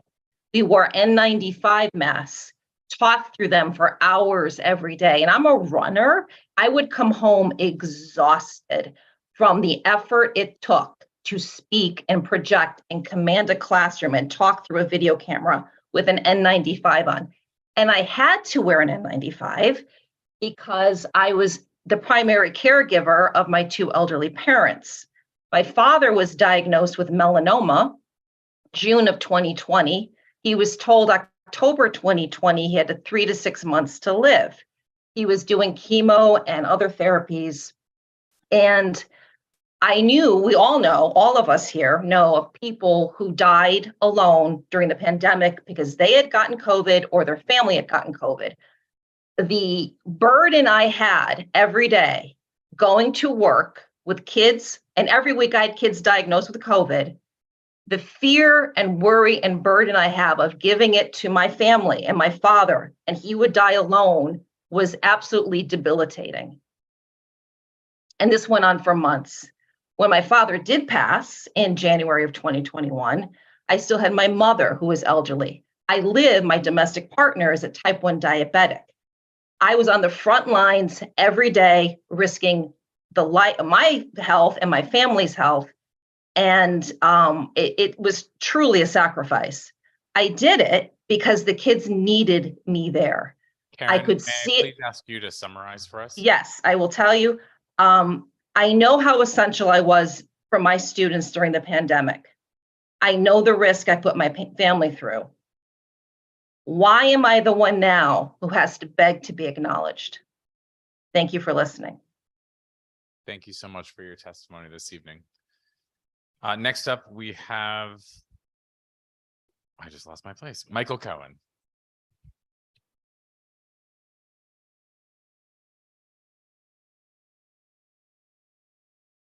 Michael? Oh, you're muted, Michael. Thank you, Mr. Chairman, members of the committee. My apologies. Can you hear me now? We can. Thank you, sirs. I am a Connecticut licensed psychologist and a Connecticut credentialed school psychologist. I was earlier in my career a special education teacher in New York City as well. I am here to represent the Connecticut Psychological Association's affirmative position for HB 6884, an act concerning recruitment, retention, and enhancement of teaching profession, especially section 11. Many of our children in Connecticut have had markedly difficult experiences over the past few years. Many of our children in Connecticut and across our country are in marked psychological distress. As specified in our letter to this committee of March 13th, the CPA strongly endorses children's play as a constructive means of young children's learning to advance their social, emotional, and cognitive development, their critical reasoning skills, and their ability to interact with peers, follow classroom routines, and be good friends and good students in school. Many of our youngest children have lost opportunity for free play because of the COVID health restrictions over the past few years, and the associated restrictions and increasing pressures on children, their families, and notably on teachers in school.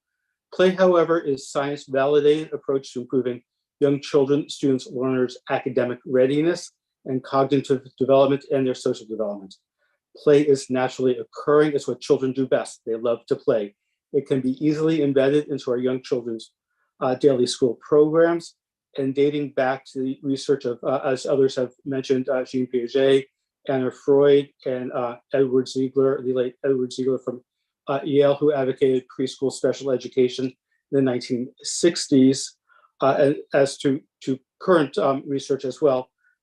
Play is validated to promote children's critical thinking, improve their academic readiness, executive functions, and their social emotional skills. It is a safe way for children to explore who they are, who their friends and peers are, and to learn normal classroom rules and routines. As I sometimes say, Legos can fall apart, but they can be rebuilt. A painting or poem may not rhyme or can drip, but always increases children's imagination and critical thinking skills. Play is one of the best preventative measures we have. It is cost efficient, and it does really promote in all areas children's psychological development, executive functions, cognitive skills, and academic readiness, and interpersonal Michael, skills may I ask you to with please peers. summarize for Oh, us? absolutely. Yes, sir. We in the Connecticut Psychological Association strongly support implementing play as a learning tool for children in schools, and we are happy to promote this portion of legislation. Thank you. Thank you so much for your testimony. Have a great night. Thank you. You too. Next up, we have Brett Pickering.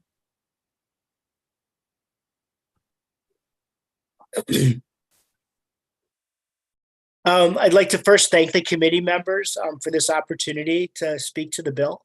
My name is Brett Pickering. I'm a UNISERV representative for the Connecticut Education Association. I've worked for CEA for the last 10 years.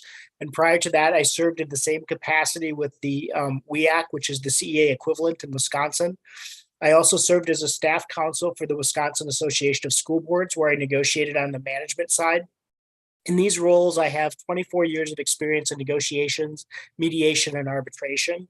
And I would like to speak today in support of HB 6884, specifically the proposed changes to the Teacher Negotiation Act, or the TNA.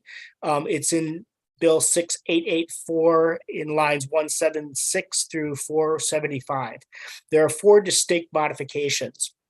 I believe these changes will work to improving the cost effectiveness, the transparency, the efficiency, and balance the negotiations process. And I would like to address each of the 4 changes individually. The first is the elimination of the governor's appointed panel of arbiters. This will allow for more options, such as the American Arbitration Association, or AAA. The concern with the present system is that the panel is too limited. Both labor and management advocates have arbitrators that they prefer not to use due to past decisions. And the number of arbiters that both labor and management can agree upon is very limited at times. Allowing a group like AAA to arbitrate makes it easier to find people capable of doing arbitrations without having history with either party.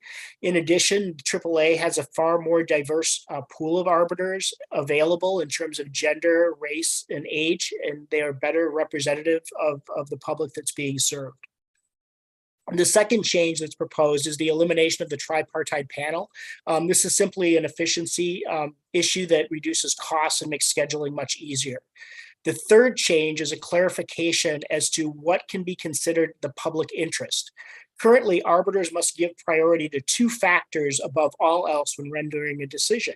The factors are the public interest and the financial capability of the town. The first factor, the public interest, is not defined, but the second is clearly unambiguous, protecting the financial interests of the town. Cost is a priority consideration. There is even an irrebuttable presumption that a budget reserve of less than 5% is not available for payment for arbitrated items. Not having a definition for public interest allows the towns to argue that protecting the taxpayer is in the public interest. The result Can is I ask you to please summarize for us? Sure. The result is that arbiters look at it as two priority issues dealing with cost.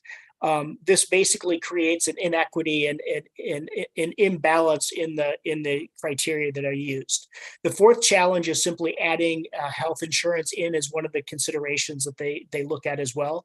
Health insurance has been described today as an issue that's becoming unaffordable, yet it is central to people, the reason that people go to the workplace. So making that a bigger priority and a protection in the bargaining law, I think makes a lot of sense.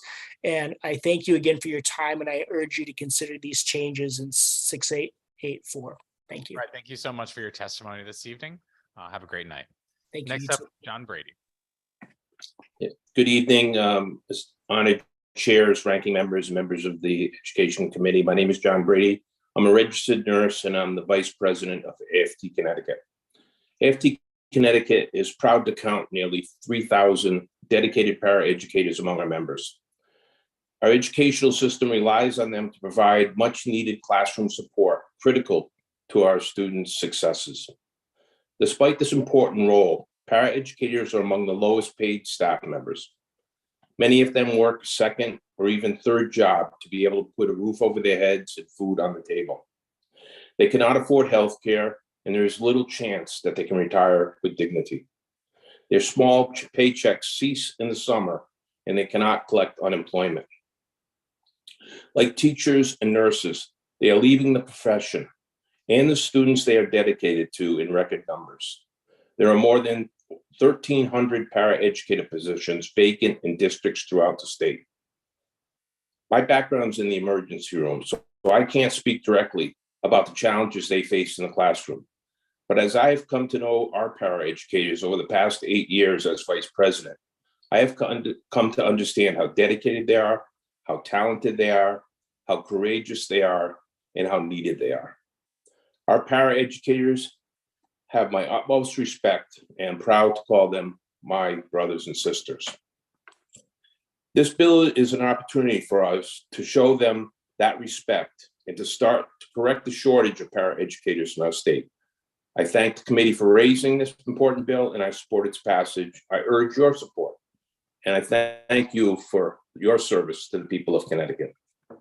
Thank you so much, John, for your testimony. Have a great evening. Thank you. Next up, we have Heidi Laus. Good evening. My name is Heidi Laus. I am the president of the Thomaston Education Association. I'm a 22-year veteran history teacher and also at Thomaston High School.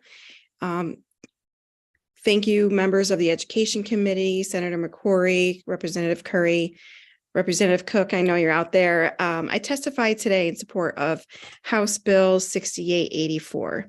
This bill takes important steps toward addressing the educator shortage in Connecticut and showing our educators that ours is a respected profession, which ensures that our classrooms and schools can provide the best possible education for our students.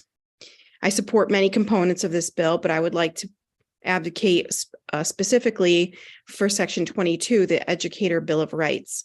As a social studies teacher, I've become particularly cautious of how I plan lessons because I'm afraid and fearful that my name will end up on some social media post out there or being questioned by parents of my philosophies.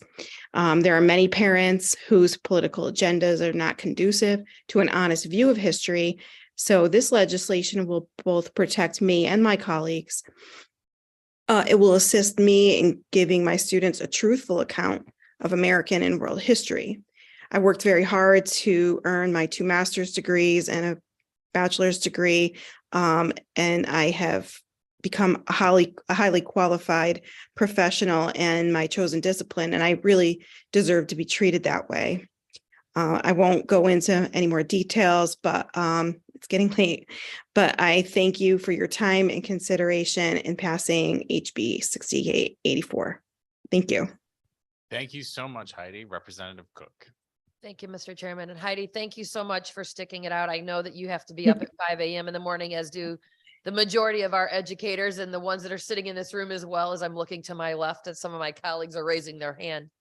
I just wanted to say thank you. Thank you for your dedication and your commitment and for sticking it out with us. It's great to see you. And I look forward to seeing you soon. Keep up the great work. Drive safe home, Michelle. Thanks. Thank you. Next up, we have Marta Shepard. Hello. Hi, Marta. Actually, this is Deborah Beach. Sorry. My name is Deborah Beach. Good afternoon, esteemed members of the Education Committee. I have been a paraeducator in the Hartford school system for the past 24 Can you years. just give us 1 second? Sure.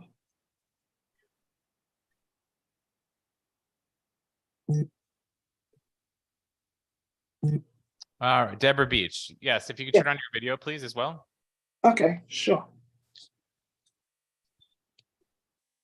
Can you see me? I can. Hi. Hi, good afternoon again. Esteemed members of the Education Committee. I have been a paraeducator in the Hartford School District for the past 24 years, and I love working with the students and families on a daily basis. However, the title of being a paraeducator has a stigma in so many ways. The job that once had a sense of pride is now a job that barely allows us to afford groceries for our family or pay our mortgages. In 1998, the requirements for being a paraeducator was an associate degree. The Hartford School District and most of our had required an associate's degree. Most of our colleagues, including myself, continue to educate ourselves over the years, ensuring the students we service were exposed to the best education they needed.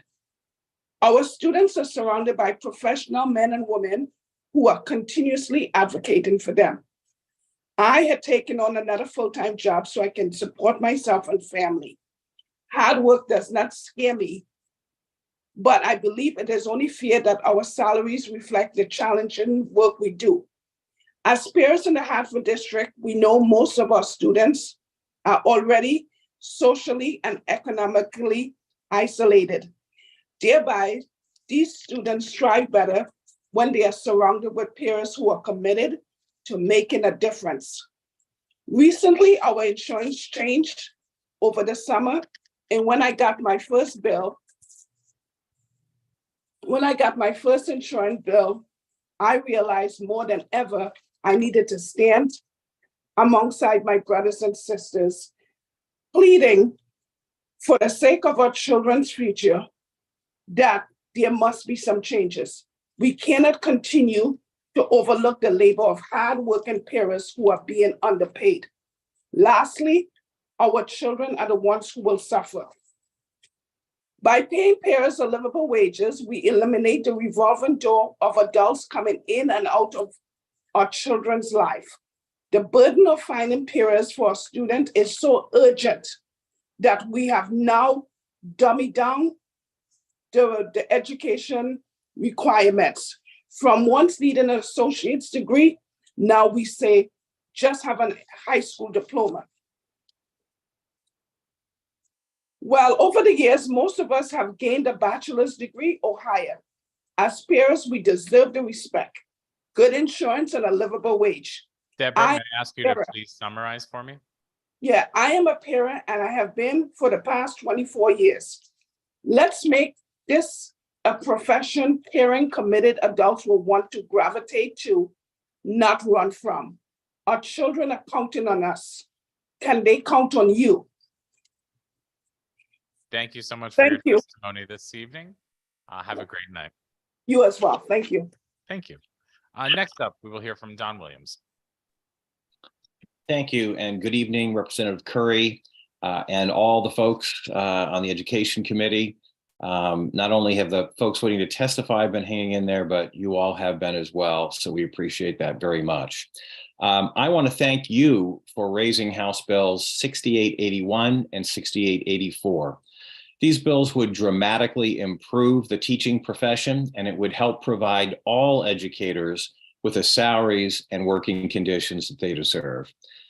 You have my written testimony, and others have made the case eloquently in terms of why salaries need to be raised, why we need to stop the bleeding in terms of educators leaving the profession and being discouraged from going in to the profession of teaching our children.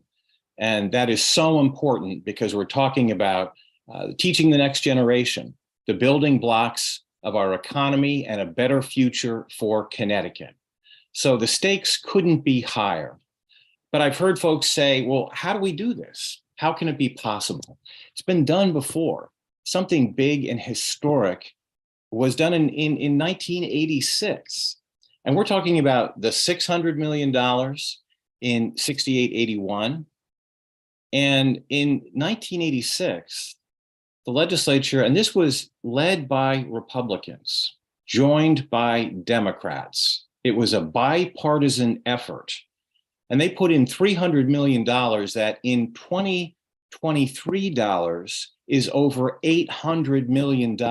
That's the commitment that a bipartisan coalition of Democrats and led by Republicans made.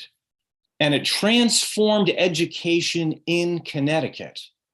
It reversed an outflow of those going or being interested in the teaching profession and turned it around. And it's been talked about for decades since. So many positive outcomes resulted.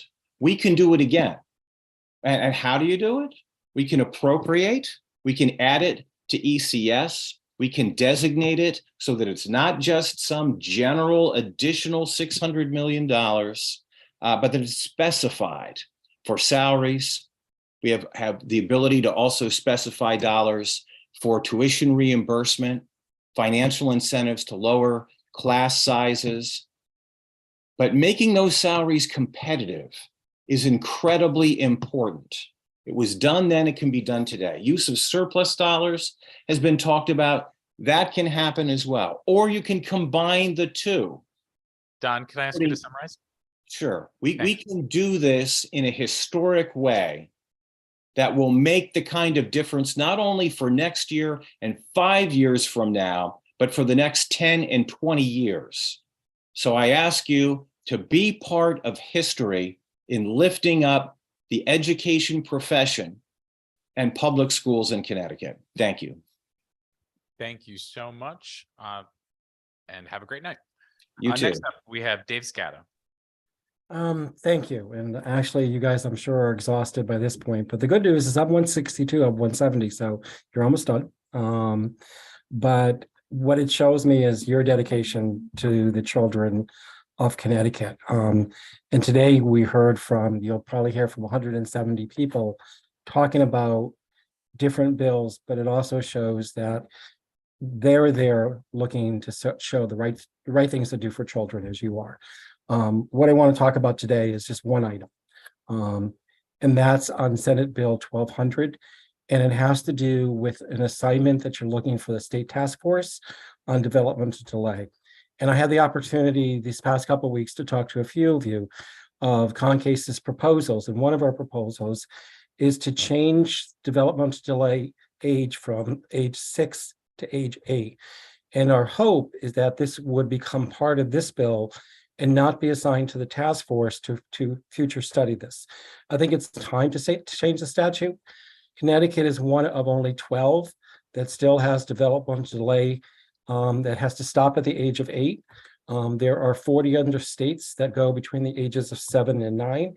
And actually the majority of them have developmental delay by the end of age, where you have to do a determination whether or not they're going to fit into one of the other 13 categories in special education.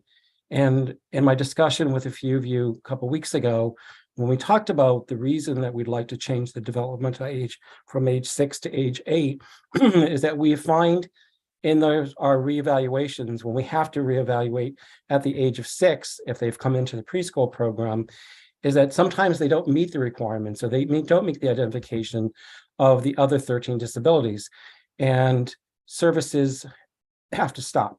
So services that they are presently be getting for specialized instruction or intervention may get dismissed because they don't meet the other requirements of some of the other disabilities.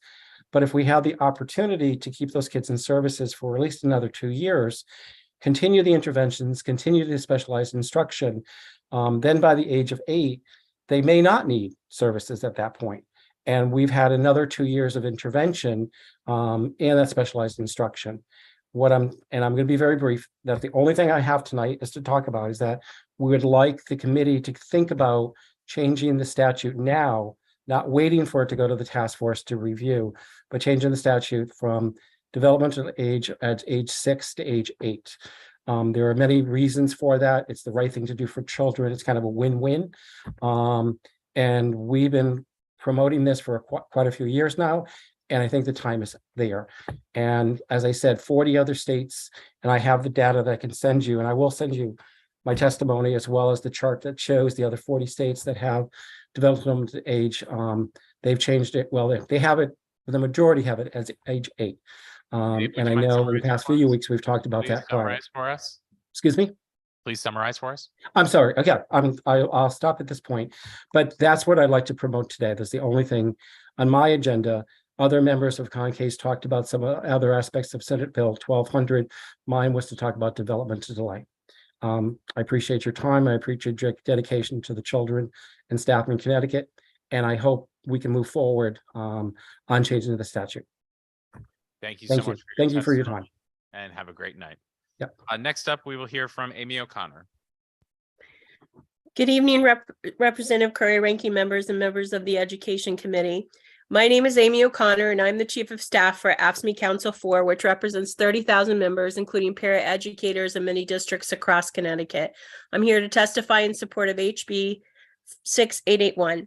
This bill would put para-educators into the state partnership plan, which will provide more affordable health care. In a recent health equity report by the Comptroller's Office, the report found para-educators have higher rates of emergency room use and in-hospital costs than other job classes in Connecticut. When para-educators have to use high deductible HSA plans, it's not affordable due to their low wages and has dangerous health consequences and increased medical debt. I've got 2 pictures to show you tonight. The first is Cole. This is hard online, but he was born with bright eyes and an even brighter smile.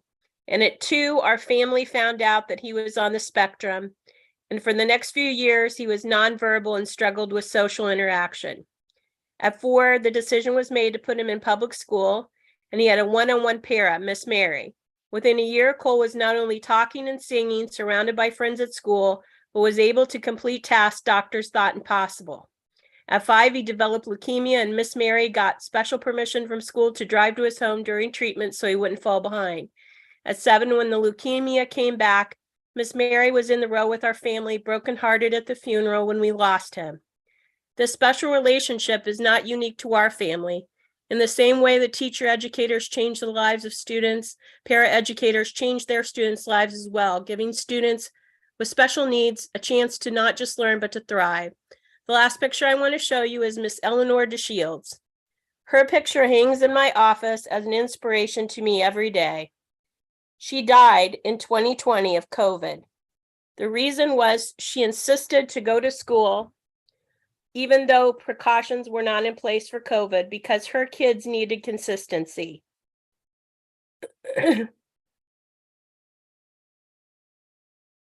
She lived a very modest life, took the bus to work, and what little money she had, she spent on her kids.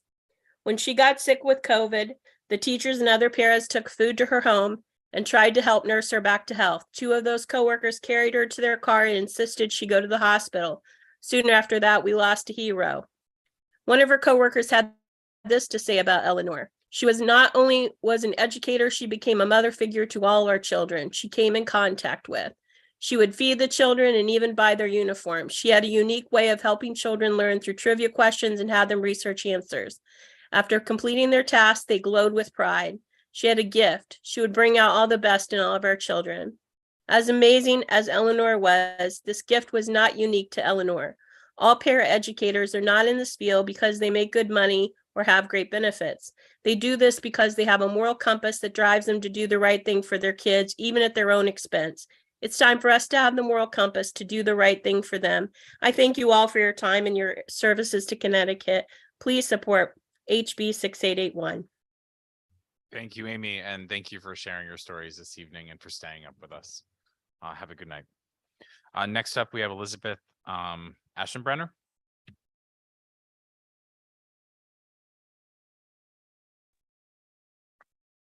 Good evening. Can you hear me? Good evening. We can. Representative Curry, Senator McCrory, and distinguished members of the Education Committee, thank you for your work and commitment to the hearing process. I have been with you since 10 o'clock this morning. I am stunned by the stirring testimony for paraeducators, having worked alongside with them for many of my 30 years as an educator. They are vital to our education system and the support of our children and families. I am here tonight, however, to comment on sections 11 and 10 of House Bill 6884. I've submitted written testimony with research citations. I am an educator, as I said earlier, with over 30 years of experience. And now I'm the project coordinator for Playful Learning and Executive Function, a foundation and school district funded initiative for the past 6 years. First, I believe we can all agree that children need to be engaged in successful readers and problem solvers. However, we do need to look at how children are spending their school day in order to get to these outcomes. And I think you've heard very compelling testimony all day today from teachers, from administrators, from parents, from psychologists, and written testimony, by the way, from pediatricians about the importance of playful learning. I want to thank you for recognizing mental health as a major crisis that has to be addressed. This was true prior to the pandemic and continues to be more evident now. Unfortunately, I believe that schools are inadvertently contributing to mental health concerns by the pressure that we are putting on children to spend long periods of their day sitting and getting in teacher-directed learning, performing lower order thinking tasks, and taking tests with no time for choice, student agency, critical thinking, and active engagement in learning. The latter of which research confirms as being conducive to learning, reducing anxiety and stress in school, and the development of executive function skills, which are strong predictors of literacy and numeracy in the later grades. And I have to repeat that. You've heard a lot of people talk about executive function skills. Research indicates that poor executive function skills at age 5 predict literacy and math scores, and it doesn't look pretty. So I think we also need to be paying attention to that. I also believe that the lack of child-initiated learning is especially true in alliance districts. I have never heard so many children talk about their anxiety and talk about how they hate being in school. Elizabeth, would you mind summarizing for us this evening? What? Please summarize. Okay, so I believe that access to play-based learning is an equity issue. I believe many children benefit from it. We see referrals for behavior significantly reduced, content scores increased, many skills that people have already talked about being addressed and supported. I actually also say it's not either or, it's both. Importantly, kids are having fun. They like to come to school. There's reduced absences. Academics and play-based learning are a false dichotomy. You can address content standards by play-based learning, and I do respectfully disagree with a professor from CCSU about the role of play. It can take many different forms. I do appreciate your concern for what appears to be an unfunded mandate. This is not a costly one. It is about instructional strategies to address standards, not an expensive curriculum package. Elizabeth, we thank you so much for your testimony this evening. Okay, I do. I have submitted written testimony. I didn't realize I was past my 3 minutes, Representative Curry, but please visit schools that incorporate play-based learning. I know that Waterford is in. And so I do know Representative McCarty has been a participant in visiting those schools. Thank you so much for that. And yes, we are crisscrossing the state trying to get in as many schools as possible. So we'll be sure to hit Waterford up with Rep McCarty. Next up, we have Cooper Caraway. Good evening. My name is Cooper Caraway. I'm the proud executive director of the SEIU Connecticut State Council, representing over Just 60. so you know, your video is off. I don't know if you were aware of that. No, that's fine. I'm the executive director of the Connecticut State Council, representing over 60,000 union members in every community across the state of Connecticut. I'm here to support House Bill 6881. Our para-educators are on the front lines of student learning. They provide one-on-one assistance to special education students. They reinforce instruction. They manage classrooms, and they support English language learners. They celebrate with students when they succeed and try to redirect them when they act out verbally and physically. Despite the important roles they play, paraeducators are among the lowest paid staff members in our schools. They can't afford health care, and there is little chance that they can afford to retire with anything resembling dignity unless they work a second or even a third job. Right now, they don't get paid during the summer and they can't collect unemployment. With this in mind, there's no wonder paraeducators are leaving the profession in droves, leaving more than 1,300 paraeducator positions vacant in districts throughout this state. 6881 is an important step in improving the work life and career opportunities of Connecticut's paraeducators. But most of all, this bill is an opportunity to begin to treat paraeducators with the respect and dignity that they have already earned from each and every one of you. Now is the time for this committee and all of the members of the General Assembly to take immediate and meaningful action to raise paraeducator pay, lower healthcare costs, ensure meaningful retirement benefits, and give our paraeducators the tools they need to help students succeed. Thank you. All set, Cooper. Thank you so much for your testimony this evening. Next up, we have David Glyden. Yeah, it's Glidden. Good evening, Representative Curry and esteemed members of the Education Committee. My name is Dave Glidden. I'm a resident of Vernon, and I serve as the executive director of CSEA, SEIU Local 2001, which is a labor union representing thousands of workers and retirees in Connecticut, including approximately 2,500 school paraeducators. I offer following testimony in support of House Bill 6881 and Senate Bill 1198. Paraeducators, if you're a parent or a teacher or a student, you know the critical role they play in our classrooms. Their work ranges from providing one-on-one assistance for special education students, reinforcing instruction, managing classrooms, and supporting English language learners. But that list of duties doesn't even scratch the surface of what they mean to the students of our state. As we all know, the pandemic has had a devastating impact on our kids. Many students have fallen behind, and paraeducators are needed now more than ever to build those close learning relationships that help kids catch up and recover. That need, unfortunately, is often not being met. With the current state of pay and benefits for paras, boards simply can't hire or retain them. We see it in town after town after town. The turnover in these jobs is extremely high. And what does that mean for the thousands of students that are struggling to catch up and recover? For many, it means that they simply won't, because they are missing that key close learning relationship that paras provide. I ask that you take a moment to review my written testimony, which includes a few examples that help illustrate how insufficient pay and benefits are for paras. The examples clearly underscore the acute need for this legislation. I don't want my testimony to in any way take away from the thousands of amazing paras that are successfully making a difference every day for their students. For many of them, their job is a true labor of love. They've dedicated their careers to providing that helping hand, regardless of their pay and benefits. But there's just not enough of them. In order to attract more workers to this field and do justice to those currently there, we need significant progress on wages and benefits. For a number of years now, paraeducators have come to the General Assembly pushing for fundamental change. Time for that change has come. Connecticut students are in great need of stability and reliability in the classroom. They deserve to be able to go to school every day, knowing that their teachers and their paras will be there for them.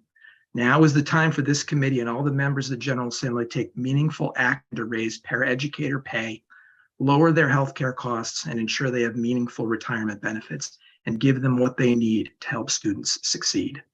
In closing, I would also like to urge your support for Senate Bill 1198 regarding school Please indoor air summarize for us, quality. David, in your closing. There are over 500 schools with poor HVAC systems or no air conditioning at all, and SB 1198 is the pathway to continue fixing that. I thank you so much for your time and staying up so late tonight. Thank you for staying up with us as well. Have a great night. Next up, we have Ms. Williams. Thank you. Good evening, everyone. You could say it. It's Highcliffe Williams. Thank you so much for You staying got up the so energy we late. need right now, Ms. Williams. Go ahead. Thank you all for staying up so late and for listening to all the testimonies today. My name is Highcliffe Williams, and I am the president for ASME Local 3429, which represent paraprofessionals in New Haven, Connecticut. And I don't want to repeat what everybody just said because the speaker before me summed it up, and you have heard from a lot of eloquent speakers and excellent testimonies advocating for paraprofessionals on this bill. And I just want to congratulate the committee for putting it together. And I'm just hoping and praying that it's not only in writing or on paper, but it will come to fruition. I cannot thank you enough, and I cannot thank enough to the people who have testified before me, all the advocates that testified on behalf of paraprofessionals. I've been doing this presidency for just a little over 3 years. And the reason why I took on this position was because I see how low the morals of paraprofessionals were, not just in New Haven, but throughout Connecticut. And I wanted to make a difference, and I wanted to help as much as I could. And I'm so happy to see this bill in place, because this will definitely solve a lot of the issues and the challenges that we as paraprofessionals are facing. And I'm hoping and praying, like I asked before, please ensure that this bill pass through this legislative process, and you have the power to do it, and I hope you will. Thank you so much. I won't waste a lot of time. No waste of time at all, Highcliffe. Thank you for waking us all back up. Oh, you're welcome. Have a great night. You too. Thanks. Good night. Good night. Next up, we have Kim Fort.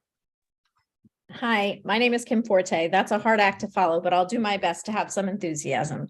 I am the executive director of A Better Connecticut Institute, which is a nonprofit research and writing about policy solutions that build healthy communities, high quality education, and economic security for all Connecticut residents.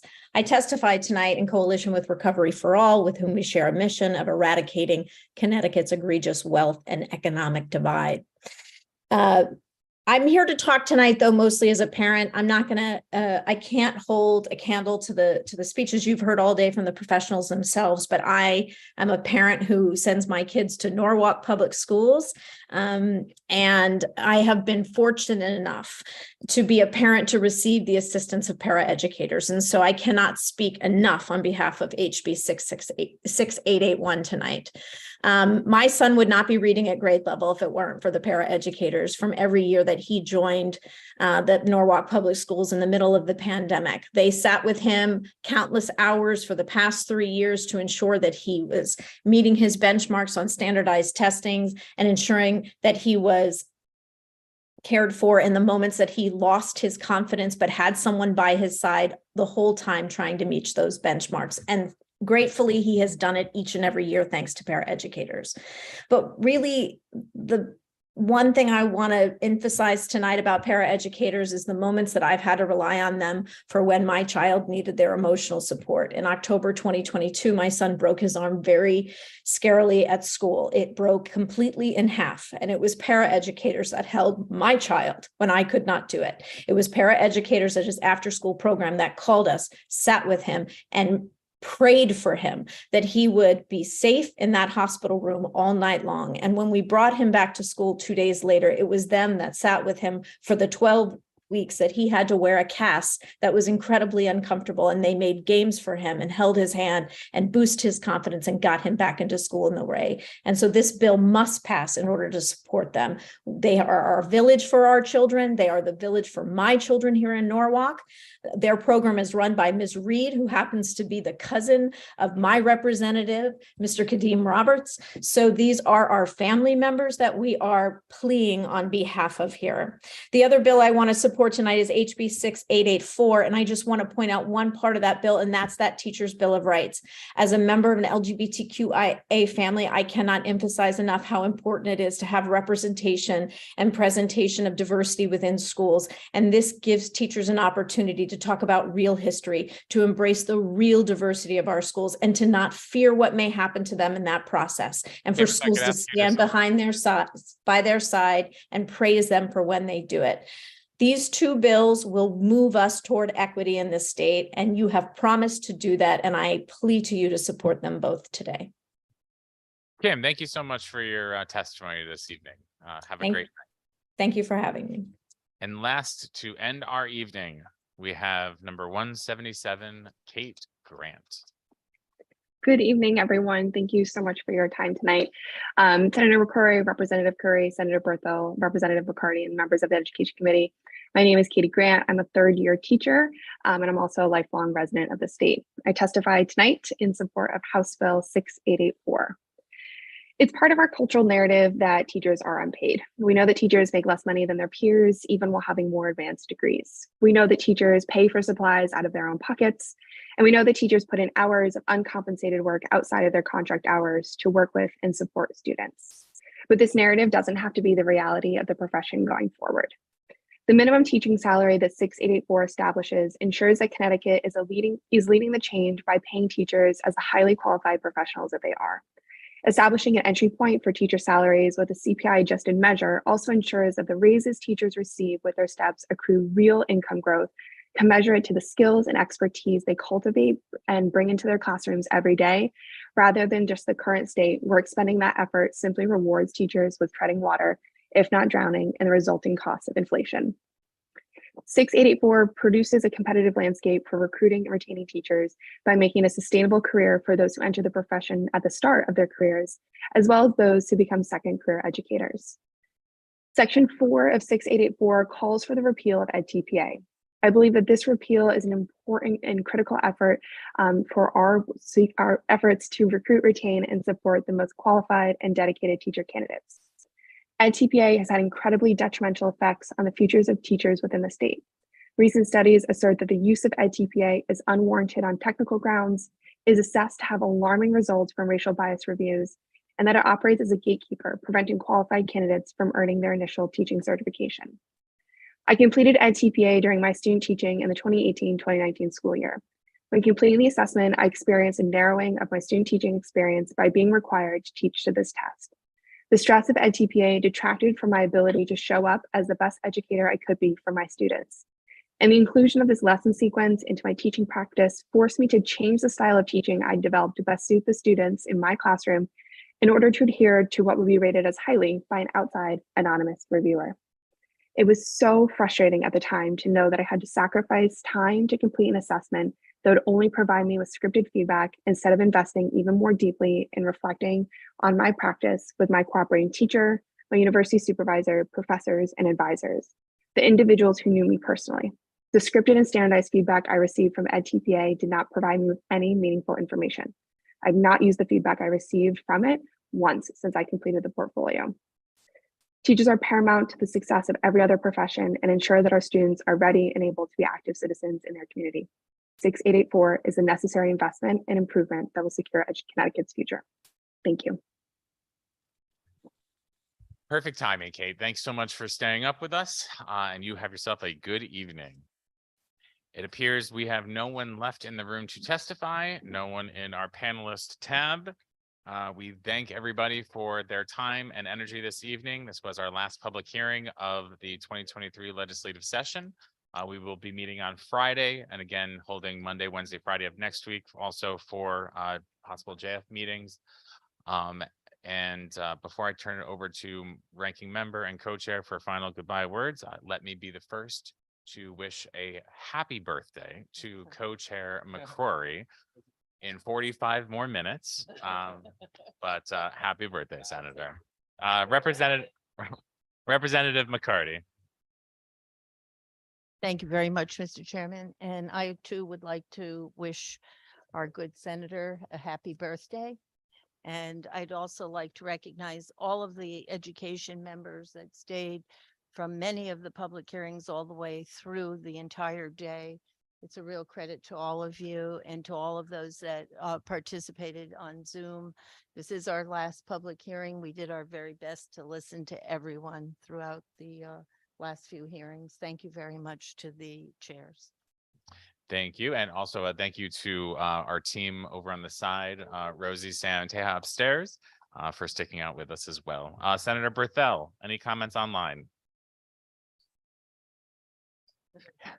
If not, we'll go to the birthday boy himself, Senator McCrory, to close us out. I'm just happy that we concluded this session. I think we did a great job of making sure everyone who came to testify got an opportunity to do that.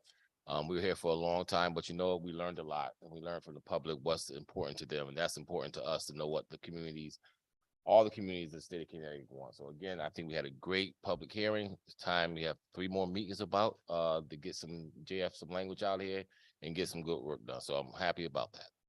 Excellent. Have a great evening, everyone. Thank you.